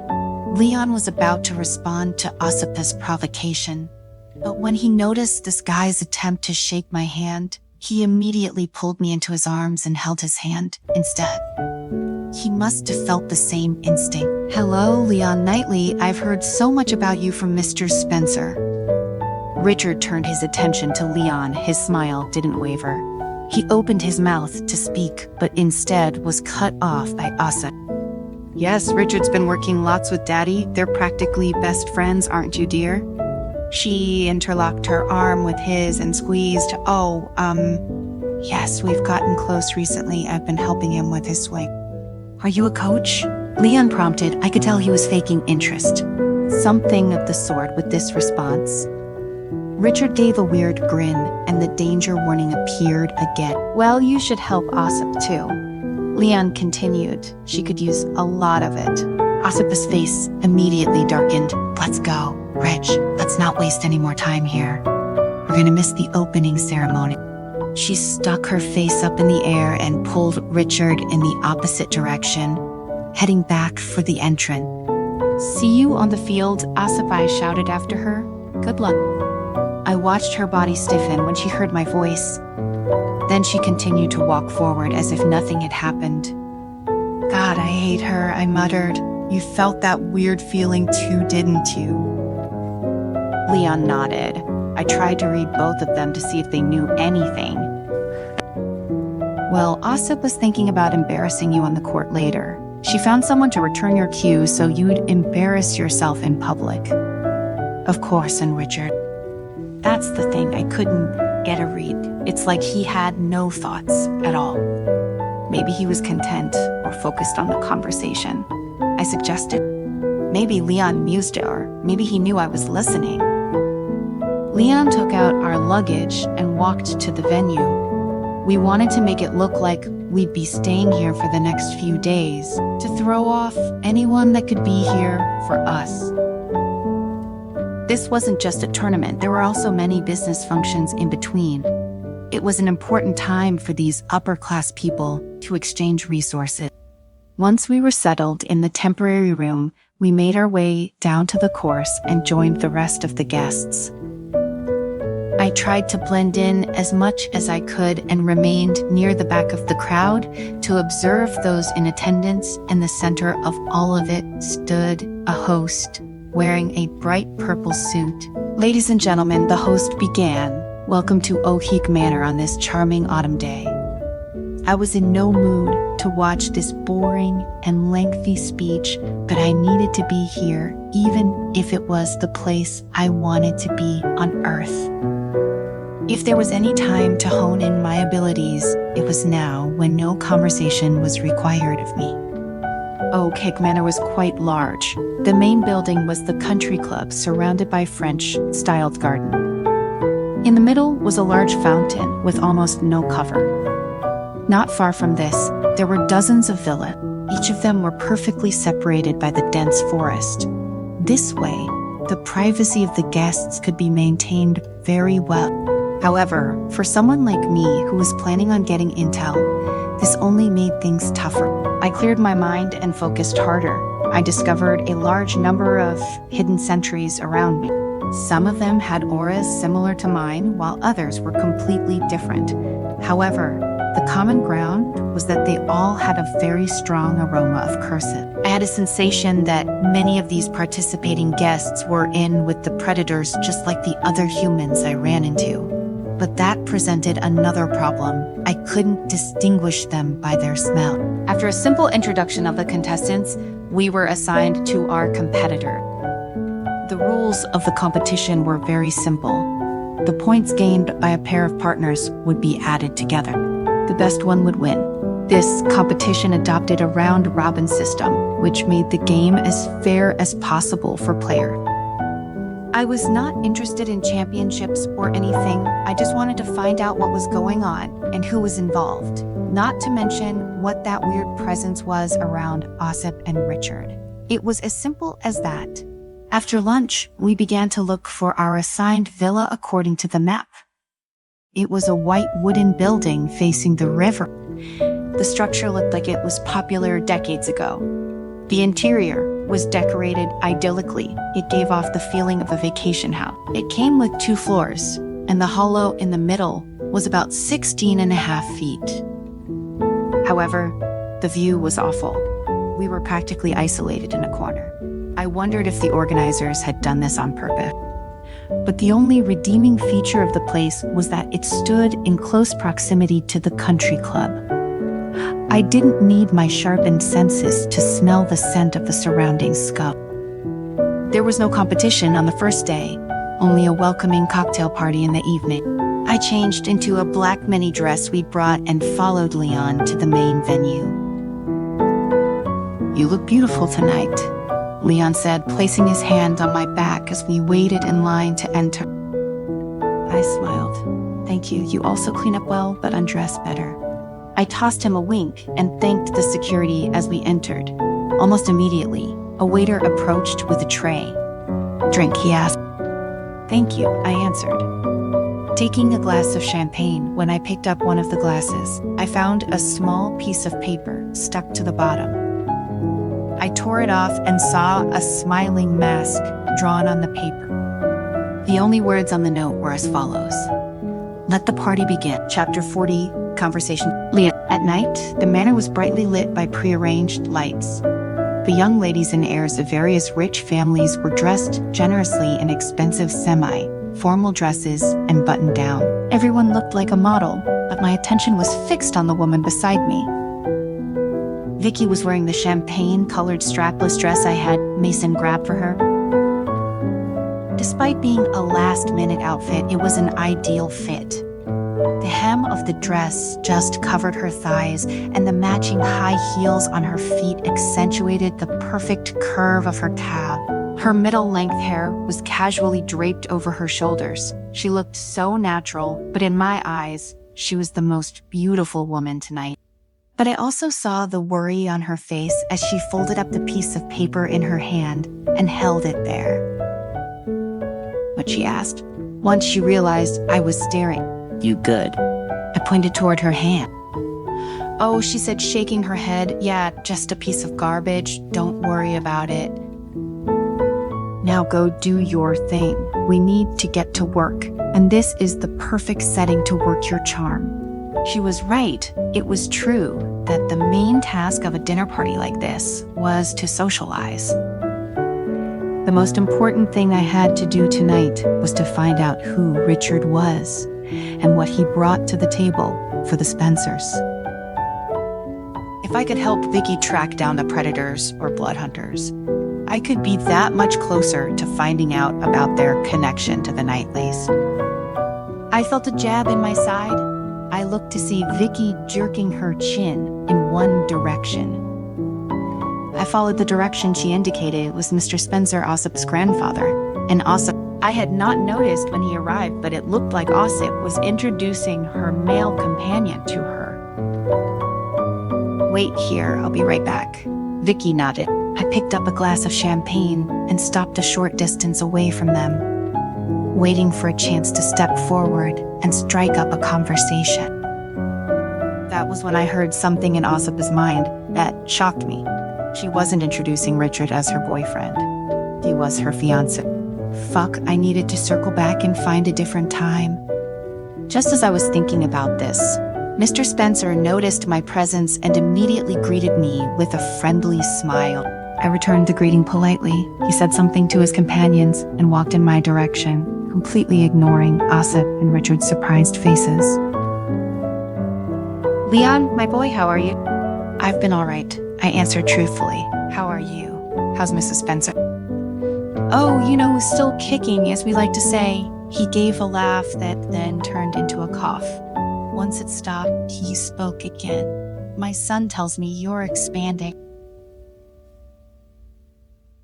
"Yes, we're in talks of planning right now. I think we can bring a lot of money to the Spencer legacy." "Oh, good, Mr. Spencer nodded. "But I'm more concerned about you, son. We haven't heard from you since you and Asa broke the engagement, and then the whole thing with the news outlet.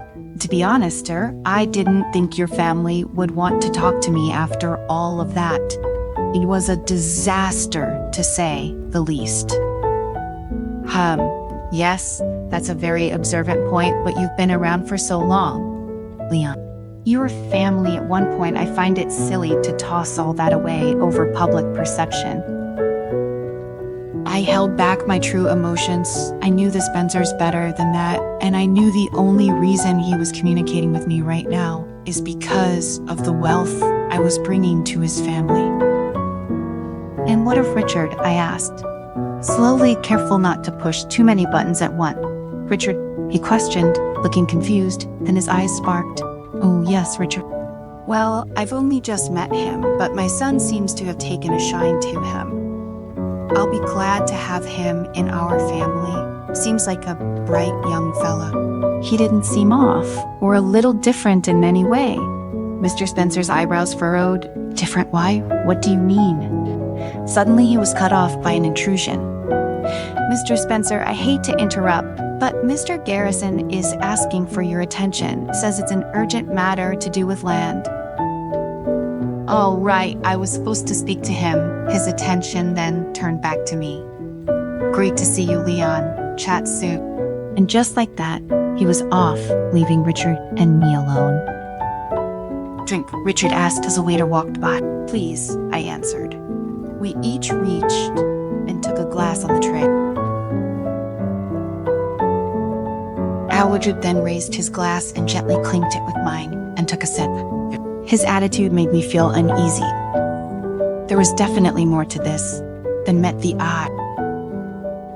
The two of us downed the champagne in our glasses and put them back on a passing waiter's tray.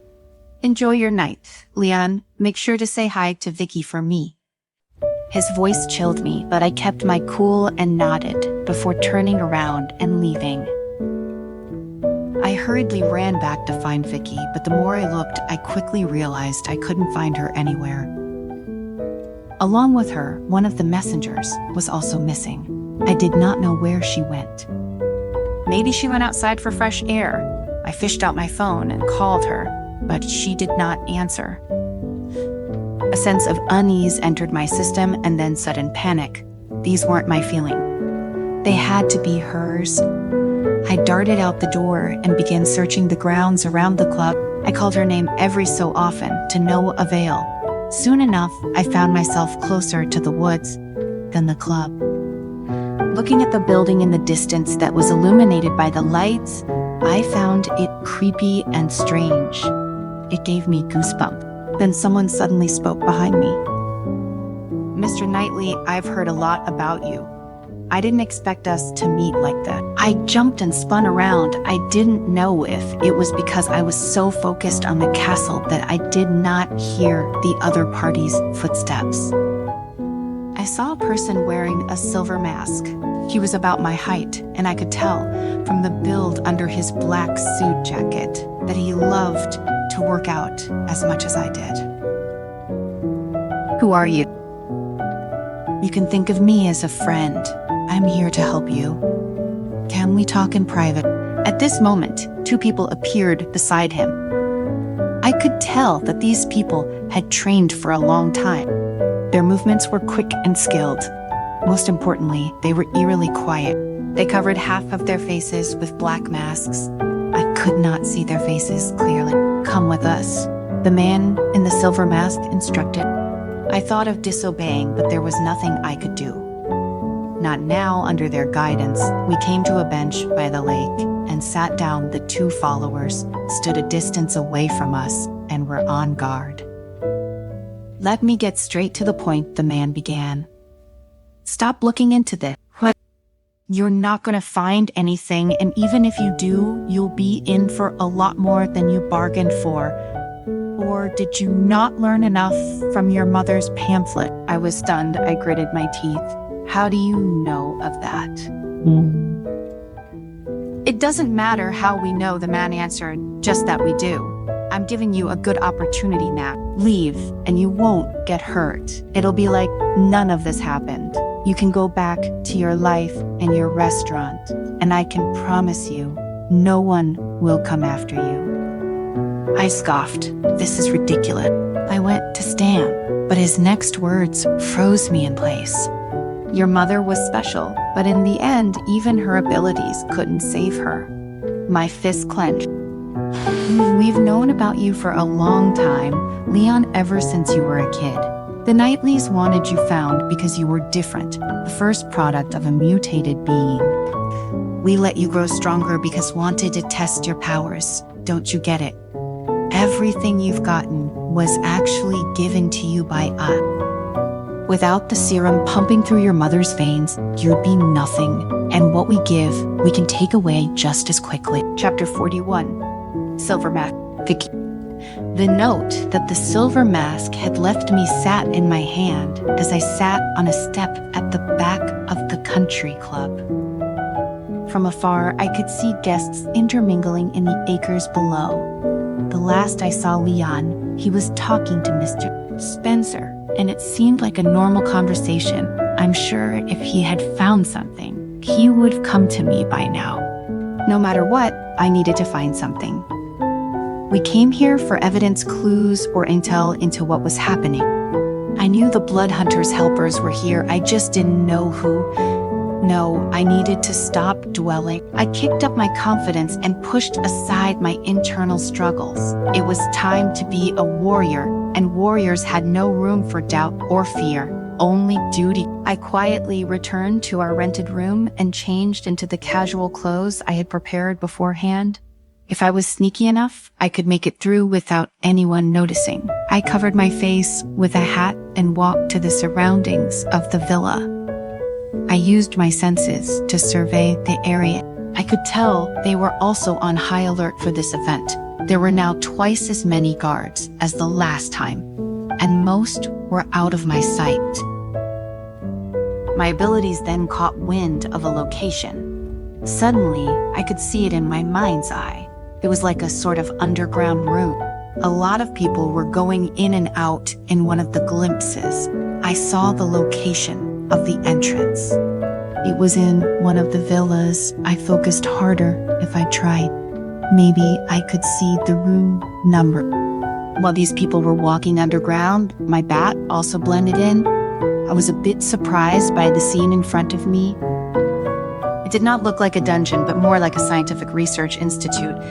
There were all kinds of strange humans and animals on display. In a glass cell at the end of the corridor, I saw a box with a red stone on top. Suddenly, I had a bad feeling someone had already infiltrated the club, and I hadn't been able to find Ray anywhere since Leon and I parted ways. I didn't want to doubt anyone in the elders' church, but one of them might have betrayed us. If that was the case, then the survival of the kindred race was really in danger. Just as I was about to move, I overheard a conversation in the forest. It was a little far away from me, but it was not to the extent that I could not hear it clearly. I closed my eyes and started listening. Only then did I realize it was Leon, and the person talking to him was Silver Mask. I did not hear the conversation they were previously having. I only heard the last sentence. "We've known about you for a long time. Leon, ever since you were a kid, the Knightleys wanted you found because you were different, the first product of a mutated being." My eyes widened. What Leon's mother also had ability. "We let you grow stronger because wanted to test your powers. Don't you get it? Everything you've gotten was actually given to you by us. Without the serum pumping through your mother's veins, you'd be nothing. And what we give, we can take away just as quickly." I heard shuffling, and then Leon's voice rang loud and clear. "Don't think threatening me will get you anywhere. I know people like Mason, getting rid of someone close to you is too easy for me. All I have to do is move my fingers, and someone you care about will die." He couldn't. It was just an empty threat to get Leon to give in. I heard the sound of snapping fingers, and not a second later, Leon's phone rang. "Hello? Oh, God, is he okay?" Yeah, I could hear the panic rising in his voice and feel an overwhelming sense of sadness. "Okay, I'll make arrangements. Have someone contact his family. Thanks, Aid." The phone clicking off buzzed through my ears, and grief took over. I didn't need to hear who it was about. I could tell from Leon's emotions. It was Frank. Then that grief turned to anger. "You son of a..." Next time it might be your cute girlfriend. How you choose is up to you. Come with us back to your family, and she might just live. I'll give you a few days to think it over." After saying that, Silver Mask got to his feet and walked into the forest with his 2 followers. Before I knew it, the consecutive bad news hit Leon and me hard. I had once sworn never to kill again, but this time, because of Silver Mask, I was happy to break my vow. If he thought, "Vicky," I turned to see Leon standing behind me. He was distraught.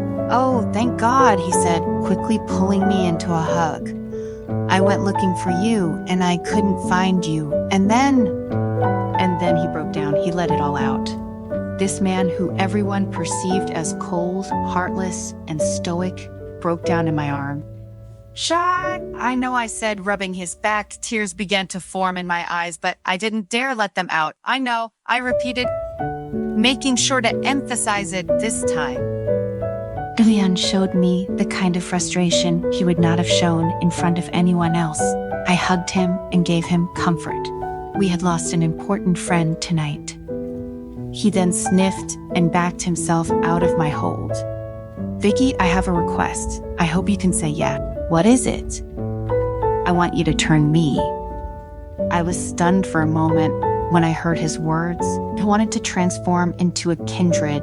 It wasn't uncommon for people to transform into kindred after bonding. It did make the connection stronger. However, I wasn't going to let Leon make this decision out of malice or a need for revenge. I couldn't. No, Leon, believe me, nothing good will come out of it. I can't keep doing this, he said, his voice growing more intense. I feel so fucking weak. Leon turned and punched a nearby tree and let out a scream. I wasn't sure if it was pain or anger, but either way, it did the trick. He slumped up against it and slid down the trunk, holding his injured hand, and hung his head. I can't lose you, he whispered. I sat down on the grass beside him and listened. I found out this week that my mother was a result of a human experiment conducted by the Knightleys.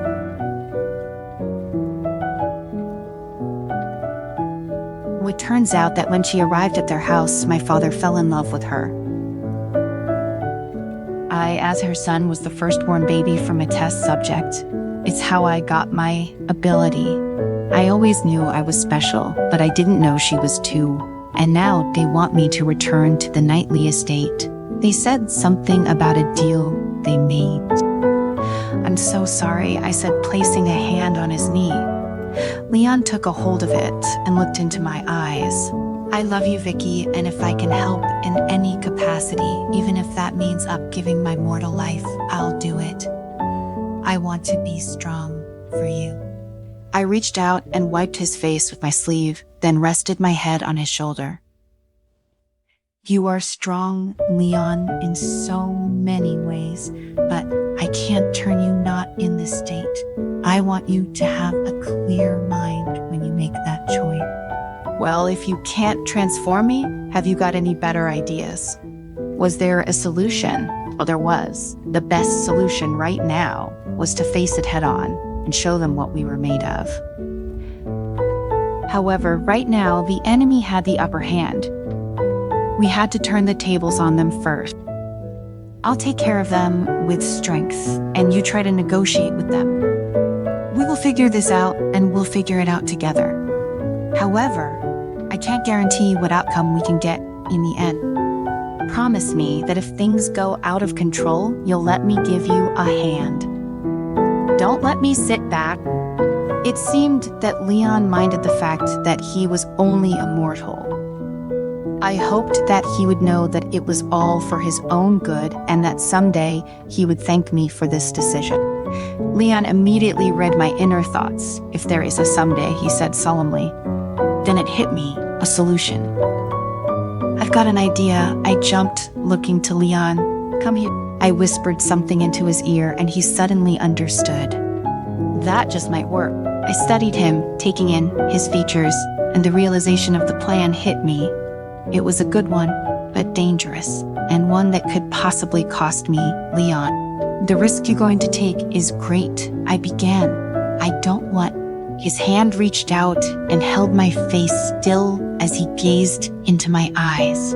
If this is the way I can help, then I'm going to do it. No matter the risk. No matter the risk. Let's just hope there wasn't one. Chapter 42. We meet again. Vicky. After the cocktail party, we returned to the elders' church and discussed the night's events with Lord Tiberius and the other elders before retiring to bed. I didn't know when I fell asleep. The following day, I was awakened by the alarm on my phone. Today was the first day of the competition. We had to get there in time. Just as I was about to get up, I realized Leon had already woken up. Walking out of the bedroom, I saw that he had already had breakfast sent to our room. "Good morning, White or Rye?" I stretched and smiled. "Rye, please." "Absolutely." He took the bread and began buttering it, then handed me a plate consisting of salad, bacon, and sausages on the table. I took one smell and my stomach responded with a growl. I could definitely get used to this in house of service. I feel like I'm in a hotel, albeit the dungeon decor. I smirked and took a bite of my breakfast. Fuck, it was delicious. After enjoying a good meal, we changed our clothes and returned to the country club. Leon's still hating the speed travel, but was slowly getting used to it. Today were the first rounds of the tournament. By the time we arrived, the game had already begun. I already dreaded the day ahead. I was really not interested in golf. I only watched it for a few minutes before going to work. But I was here for a reason, a mission. And I needed to remember that. We now knew the Knightleys were involved previously. Whether they still were was up for debate. And Richard, I still wasn't sure if he was Silver Mask or one of their lackeys. I needed to see what kind of connection he had with the Predators, and if it was as I thought. However, I couldn't find Richard anywhere. Even Ossip wasn't around. Since no one was looking at me, I focused my talents to look for them. I thought that it might not be easy to find them, but eventually I caught sight of them in a hidden corner of the contestants' lounge. They were passionately kissing each other. A moment later, I saw Ossip's shirt stripped off. Richard was licking her breasts and whispering endearments to her. "Fuck, I think your breasts have gotten bigger." "What's the matter?" she pouted. "God, it was disgusting. Don't you like it?" "Of course I do, baby," Richard said with a smirk. Richard reached down to her groin and began to move back and forth to tease Ossip. Ossip let out a series of lewd cries at his teasing. Then he pushed her against the wall. He threw his arms around her waist and kissed her neck while taking off her pants. I brought myself back to the game in front of me. I didn't need to see that it was the last thing I needed ingrained in my memory. When it was almost our turn, they showed up on the court, despite their hair being slightly out of place, and Richard still adjusting his shirt. At this moment, Richard caught a glimpse of Leon and I and sent us a polite smile.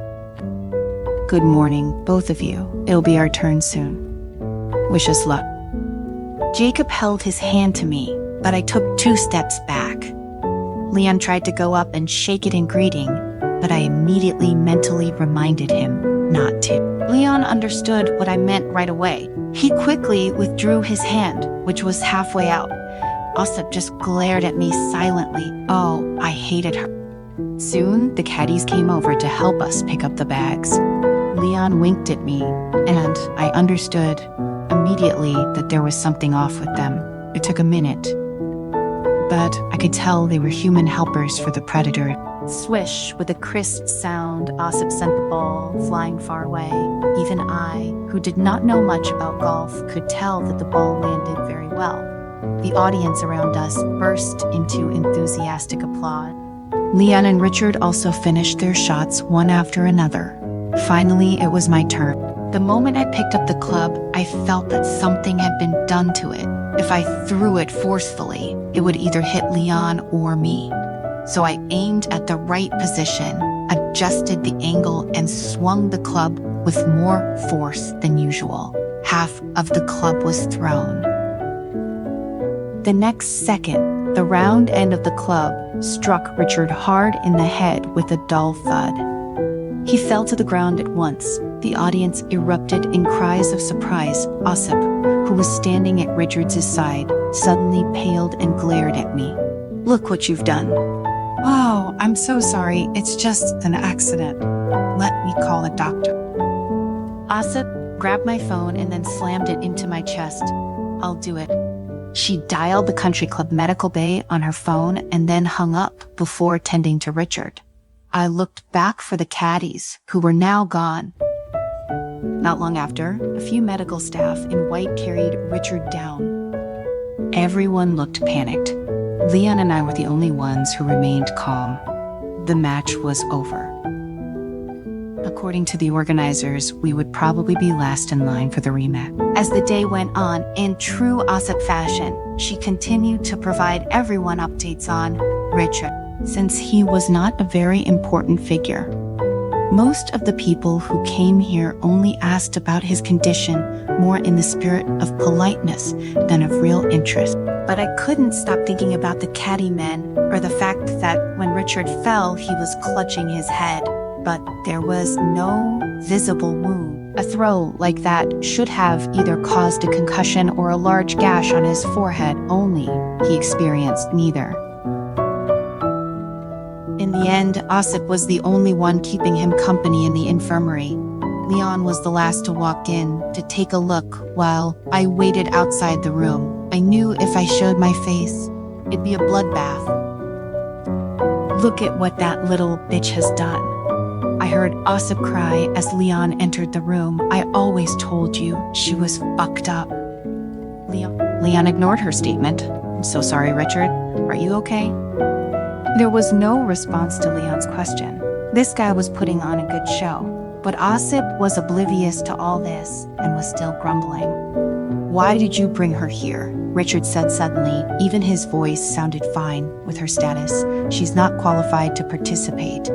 And the media circle around you too. No offense, Leon started, but I don't think a tennis coach is some sort of big shot too. Leon, that's enough, Ossip interjected. She was fuming, but was visibly trying to keep her cool. Why do you keep coming over to humiliate me? You're right, Leon continued. This piqued my interest, and I listened more intently. You seem like you have a lot on your plate, Ossip. I've thought about us how we ended, and I think it's a shame to let all of those years go to waste because of one stupid article. Leon, she said, her voice softening. Whatever he was selling, she was buying. Let's go talk out there and give Richard his rest. Yeah. I knew Ossip an opportunity to be alone with Leon was definitely something that she would not want to miss. I knew that she had always loved him deep down. I had no choice but to use this method to distract her. Soon, the door to Richard's room opened, and Leon let Ossip out, who was too busy chatting already about her guilt. If she had any regarding their relationship to even notice me. He taped my foot on his way out and tilted his head toward the empty room. I caught the door behind Leon and snuck in. Richard was still lying motionless on the bed. I used my senses to check the environments around me. Everyone else had already returned to the country club. There were a few unfamiliar auras nearby other than Leon and Ossip. They were hiding not far from the lounge and seemed to be monitoring every move. My guess was right. Something was wrong with Richard. Get up, I stated clearly. There's no one around. I sat in the chair and nudged the side of the bed with my foot. However, Rahard didn't react at all. I was not in the mood to continue this show with him. I revealed my nails and slid them hard on his body. The heat burned a white smoke on his skin. Fuck. Richard shot out of bed. I nonchalantly put away my nails and smiled at him. Oh, good. You're finally awake. How are you feeling, Richard? Or I call you Silver Mask. Richard looked at me, confused. But slowly, that confusion slipped, and it was replaced with a dark, dark smile. So you figured me out finally, huh? Took you long enough, but still, seems like you haven't put all of the pieces together quite yet. My queen. He emphasized the last word. My eyes widened and my mind began to race. My queen. How did he know of my past life? He knew I was a kindred. Richard reached up and began to remove the bandages from his face. The blow had not left a mark on his head at all, and the scratches on his arm were quickly gone. Who are you? Yeah, I demanded. Come on, Vicky, you still haven't figured it out. I've given you so many hints. Then it all came tumbling back. meeting with Sylph Mask, the humans outside my house, the man marking Leon's grave, Baden, the necklace, the note on the glass. Richard, it sounded just like another name I knew. No way. It couldn't be, but it was Jacob. He was alive. Jake, he smiled, the one and only, but you can call me Rupert. We know Jacob never suited me anyway. But I was told you died trying to resurrect your wife. I did technically, but then some noble kindred found me and in exchange for my blood, offered me transformation. I couldn't turn that down. Power and eternal life. It was screaming for me. What about the gems? I asked, even though I was a little too scared to. Don't worry, they're safe. Hidden here and there for when I truly need them. I thought back to the underground system at the country club, and the box in the cabinet hit my mind. That's what was in it. One of the gem. All this I said, keeping the information I just discovered to myself. What on earth do you want, and why do you involve innocent people? I don't quite understand what you're talking about.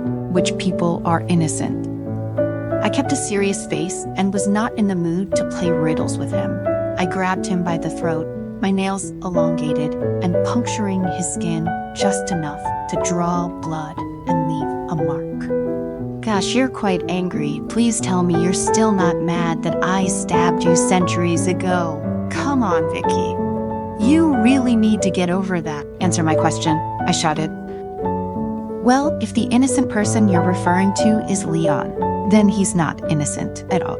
He's the child of the Knightleys. They've invested a lot of money in him, and they're willing to pay handsomely for his arrival. Willing or not. Think of what the predators could do with that money when they start their own regime. Rupert's eyes darkened and he looked at me. It's not too late. Vicky, we're the same now. I've let go of my past. You should, too. Come, join me. Chapter 43. Danger in a map. Vicky, the clock was ticking. The entire room was heart-stoppingly quiet. Are you fucking crazy? Anyway, I spat out. I'd never join you. Rupert, day. See, it's sad that the kindred have resorted to this, to fighting amongst each other. Humans have been at kindred mercy for centuries, even long before you and I. It's time that stopped. He was right, indeed. In the past few hundred years, kindred had been a nightmare to human. We used to hunt them for food. And unlike the lichens, who lived in seclusion, we had always been among human. That explained the assorted myths about vampires.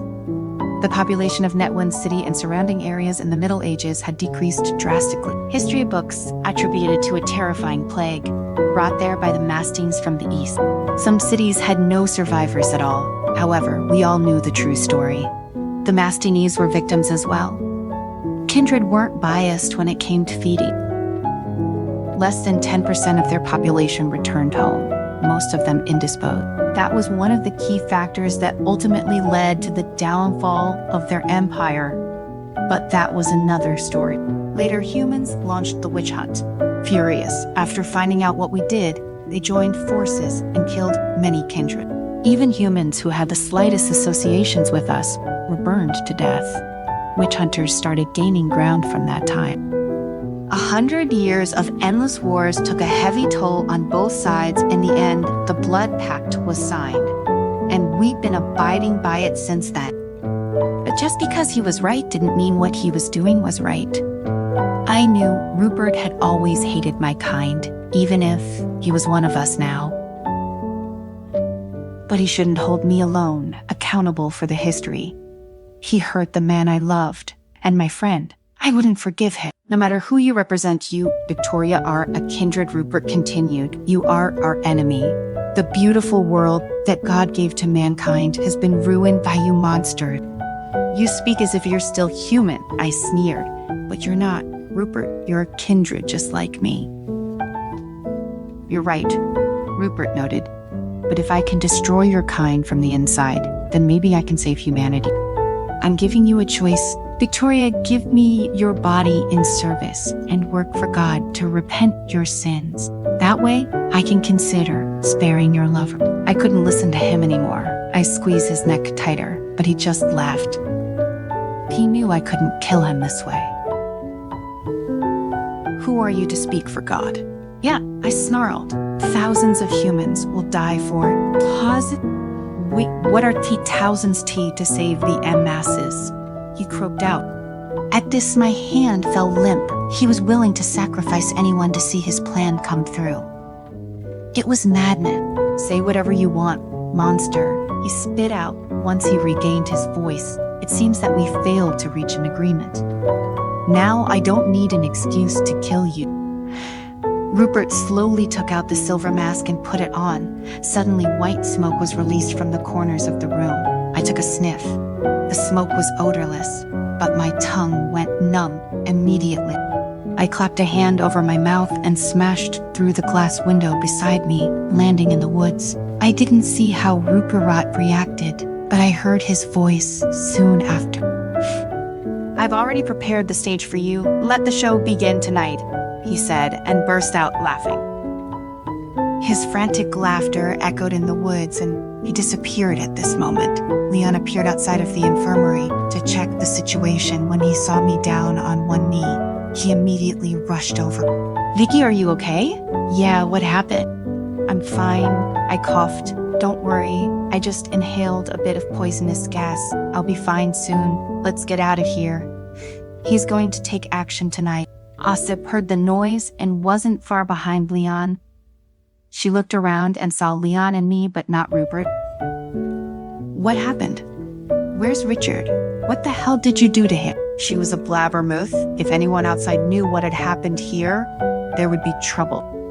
I didn't have time to explain things to her. So instead, I walked up behind her like I was about to fight her and hit her behind her neck, knocking her out. Do you know which room she's staying in? Leon nodded and led me down the lane through the woods to her room. He searched her pockets and found the key card and opened the door. After lying her flat on the sofa, I took out a bottle of potion and gently swayed it beneath her nose. This was a must-have item for most kindred. When we were exposed, we used it to make people pass out and forget ever meeting us. I could keep Ossip quiet for some time this way. Leon sighed and sat down on a nearby stool. What happened? He finally asked again. I sat down next to him and shook my head. I should have seen the sign. What signs? I inhaled. Richard is Rupert. Leon's eyebrows connected in confusion. Rupert, I nodded. He was known to me as Jacob. I watched Leon's eyes widen, but he didn't speak. He tried to enact vengeance on me when we were together for his wife, who I killed as a newly turned kindred. I'm not proud of it, and I get his reasoning. But Leon, he wants to kill thousands of humans to take down the entire kindred race. Somehow, he thinks that in doing so, he can protect humans from us in the long run. That's why I need you to stop helping and return to the church. At this, Leon stood. No way. Do you want to put yourself alone in danger again? I sighed. Leon, you don't understand. He's too strong. I can't let anything happen to you. But that's exactly why you should bring me with you. What if they're waiting for us to separate and get each of us alone? The safest way is if we stick together. I paused before speaking again. All right, you can come, but you have to be fully prepared. His eyes locked on mine. He was so trusting of me. I'm with you, Vicky. 110%. I gave him a small smile. I didn't want to do it, but I needed to. I needed to make sure he was safe. I wrapped my arms around him, like I was about to hug him and hit him behind his neck. Leon's body went limp, and he instantly fainted. I lifted him onto the second couch and grabbed my thing. If I made it back alive, I'd apologize in person. I made my way to our room and waited for nightfall. No one in the venue noticed that we were gone. They were all preoccupied with their own business. And here there were only interests and no friends. Despite Leon and Ossip's wealth, they were nothing compared to these guests. and people like us were usually forgotten in the corner. Once night came, I used my senses to scan around me. The number of people nearby hadn't increased. It was still the same as a few days ago. I felt very calm. Now, even if I died tonight, I would get a head start for the elders to take over. And I'd save Leon. As I stepped outside, the artificial lights attached to the building outshined the moon above. I was ready for whatever was about to come. The grounds were off today. The lights from each building had been extinguished. It was not my style to fly in from the side. They knew that I would come, so they must have arranged this for me. I might as well square my shoulders and stride in, exposing myself to that. I walked out of the woods and into the garden at the forecourt of the country club. My view suddenly broadened, and because there were no lights around, the moon in the sky was particularly bright and full. Strange things happened when it was the full moon. I was immersed in my thoughts when I heard the bushes rustle around me. Suddenly, there was an abnormal sound in the wood. It was obvious that I was surrounded. I stopped in my tracks and showed my claws. I didn't need to use shadow form to kick these guys' asses. Bang, a gunshot came from the woods.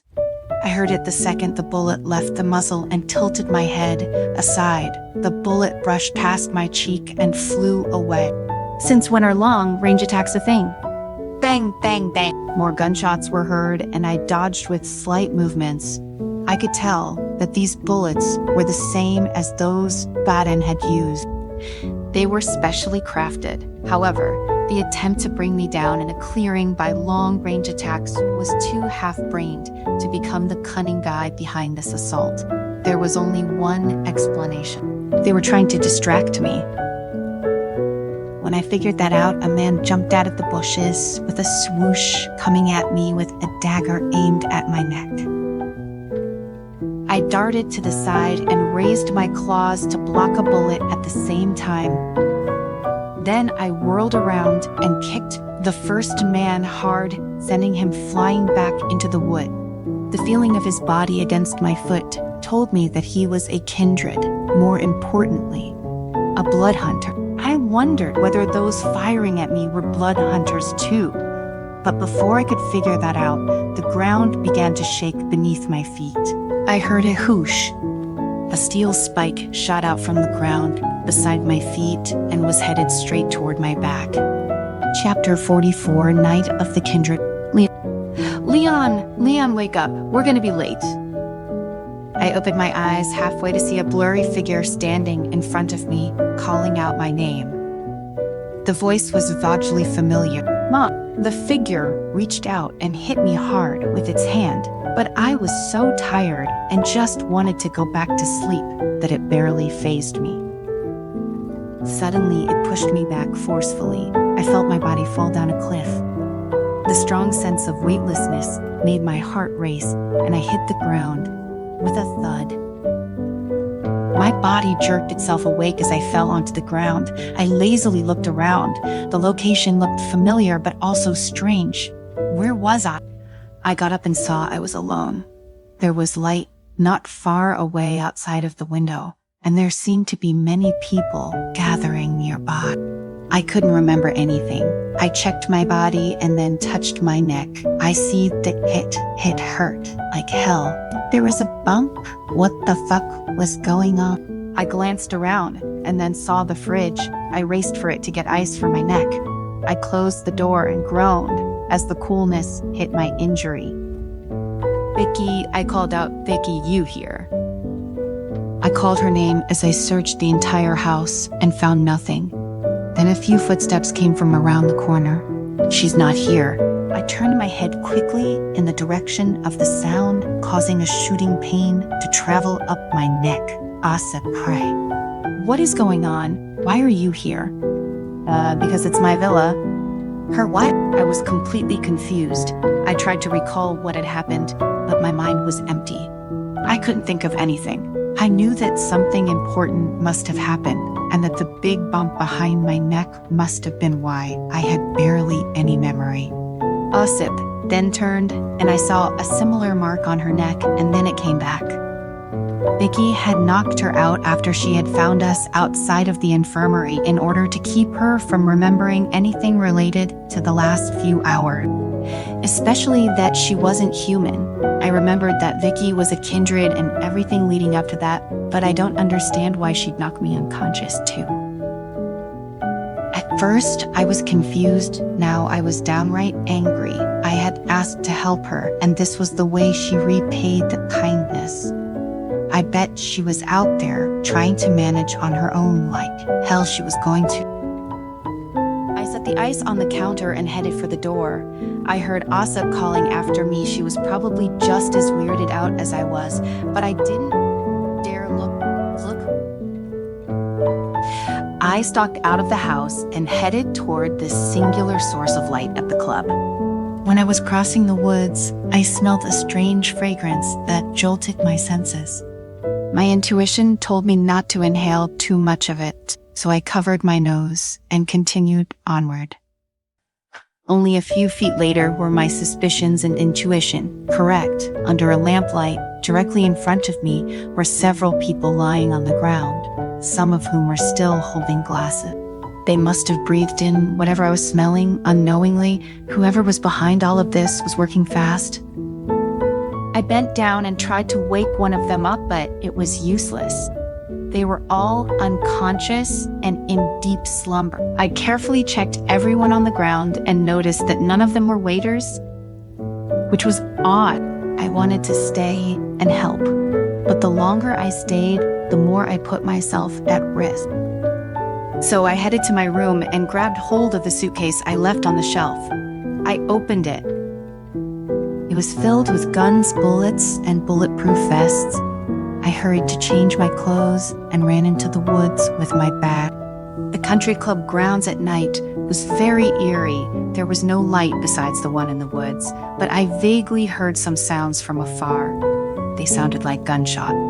My right eyelid twitched. It was a bad sign. All I could think was Vicky. I followed the sounds deeper into the wood. I could barely see anything in the dark.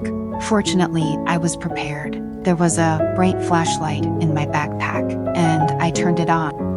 Although it was very bright, the woods seemed to be a bottomless pool that even the strongest light couldn't shine through. The thick layer of branches and leaves crunched beneath my boots. I was risking being noticed if anyone was paying attention. Suddenly, something flew past my ear with a whoosh. I was startled and dropped the flashlight in a panic. I heard the same sound again when I bent down to grab it. I turned the light upward so I could see what was happening around me. I didn't know whether I was doing the right thing, but I really didn't have much time to think. "Come out. I know where you are," I roared. The rustling sound was getting closer and closer. I swiftly raised my gun, pointing into the dead of the night. I wasn't sure if I was even facing anyone, but at least the warning was taken. The sound stopped. Then, without any warning, I was hit hard on my back and thrown into the air. The pain in my neck soared. If I hit the ground head-on, my gun and flashlight would fall out of my hand, so I maneuvered to control my body in the air and landed on my side. With the way I landed, I was able to see a white figure pouncing toward me. I couldn't see his face clearly, but I saw his red pupils. Without hesitation, I aimed my gun at him and fired unceasingly at his face. The man's head became a bloody mess, and he slumped to the ground. This was the first time in my life that I had killed someone. My heart was beating wildly, my stomach churned. How had I gone from Top Chef to this? I threw up and vomited the last bit of food in my stomach, but I didn't get a lot of peace. I threw away the gun in my hand and took out a shotgun from my bag, preparing to teach them a hard lesson. After calming down, I strained my ears to listen to the thoughts around me. I had been so nervous that I forgot my special ability. He smells so good. This guy smells so good. I want to eat him. Damn it. Fucking human. I want to drain your blood so bad. Fucking orders. Why does this lousy human need to live? Kill, kill, kill. He needed me alive. Rupert must end. I lowered the gun and smirked. Despite the fact that he was a kindred, I had the upper hand. Come on, I called out. I'm right here. Let's have some fun. One of them was provoked by my dismissive tone and plunged from a tree behind me. He was too irritated to keep his movement quiet. I spun around and shot him in the chest. The shotgun was extremely powerful when used at a short range. I blew a bloody hole in his chest. I didn't waste time. I quickly reloaded the gun skillfully. My heartbeat had gradually turned even. I fired a few more times, and with every gunshot, one of them fell down. However, when I was about to move forward, those who had been taken down by me seconds ago staggered up. The holes in their bodies got smaller and smaller until they completely healed. Mr. Leon, that's quite enough. The first one spoke with a grin. His neck snapped as he turned it to the side. You've had your fun. Now, it's our turn. Chapter 45, Queen Victoria. Thicky. White light flashed when I unsheathed first snow and parried the steel spike.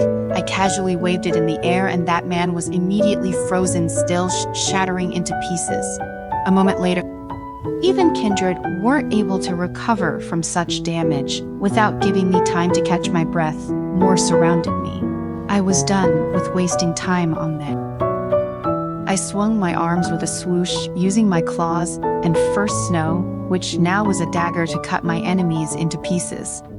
A hail of snow showered me. I couldn't see my face, but I bet it was horrifying. Rupert hadn't shown up yet. He'd be doing me a big favor by letting me break into the basement directly. I ignored those around me and headed straight toward the basement. Stay out of my way if you don't have a death wish. I'm not in the mood to maim you, guy. Upon hearing this, the kindred blocking my way stepped aside. The moment I reached the entrance of the basement, a beam of light was suddenly cast on the roof of the country club. Rupert was standing in it with the silver mask and a coffin beside him.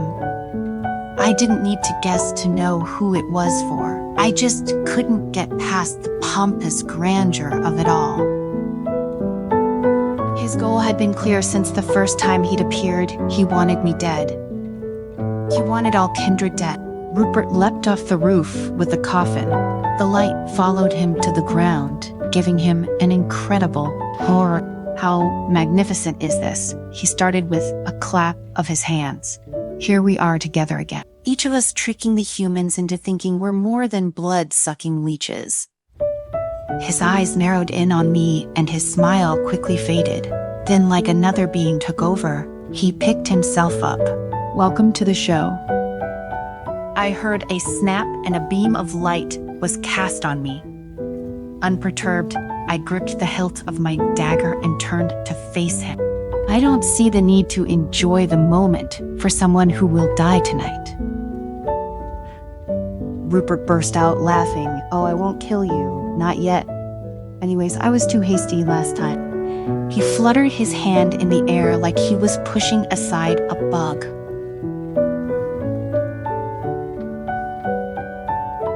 As he spoke, he lifted the lid of the coffin and revealed Ree.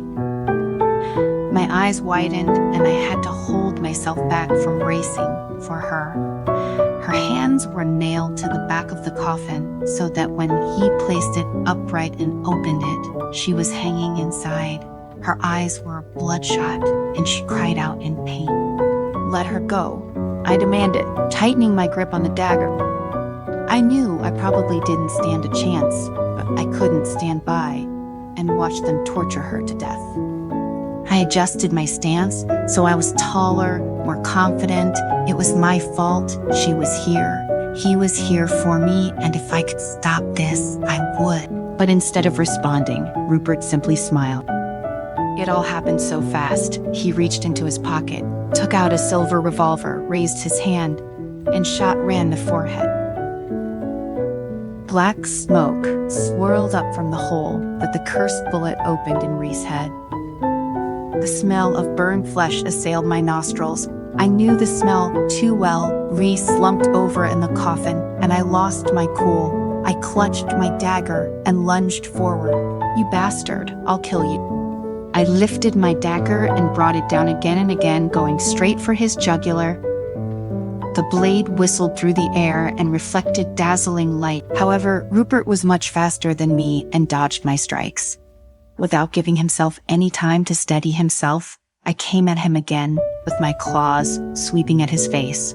Caught unaware, he ducked a blow a beat late, and his mask was torn open. As he leaned back, he raised his foot and threw me away with a hard kick. I landed on my side and slid against the ground for a long distance. Rupert took off his mask and revealed his face, looking at me mockingly. Disgusting. Compared to the old you, the queen, you are too weak. Killing you now won't give me any fulfillment. Pull yourself together, Victoria, otherwise the efforts I put into making this stage will be meaningless. Shut up, I yelled. I took another lunge at him, swiping near his head. If I was to kill him, I needed to injure him enough that he'd be taken down. From there, I could do the only thing I was sure would ensure he stayed dead: decapitate him. Even kindred weren't strong enough to avoid that. I channeled all of my rage into my leap. The man who had killed me once appeared in front of me again. All kinds of complicated feelings surged within me. My pupils turned scarlet. I ground my teeth and used all my blood energy into the attack, but he was faster. He raised his gun and shot at me. His movements looked offhanded, but every bullet was coming at me with deadly accuracy. Their trajectories traveled right next to my body. Fortunately, my body reacted as if it knew what to do before I did.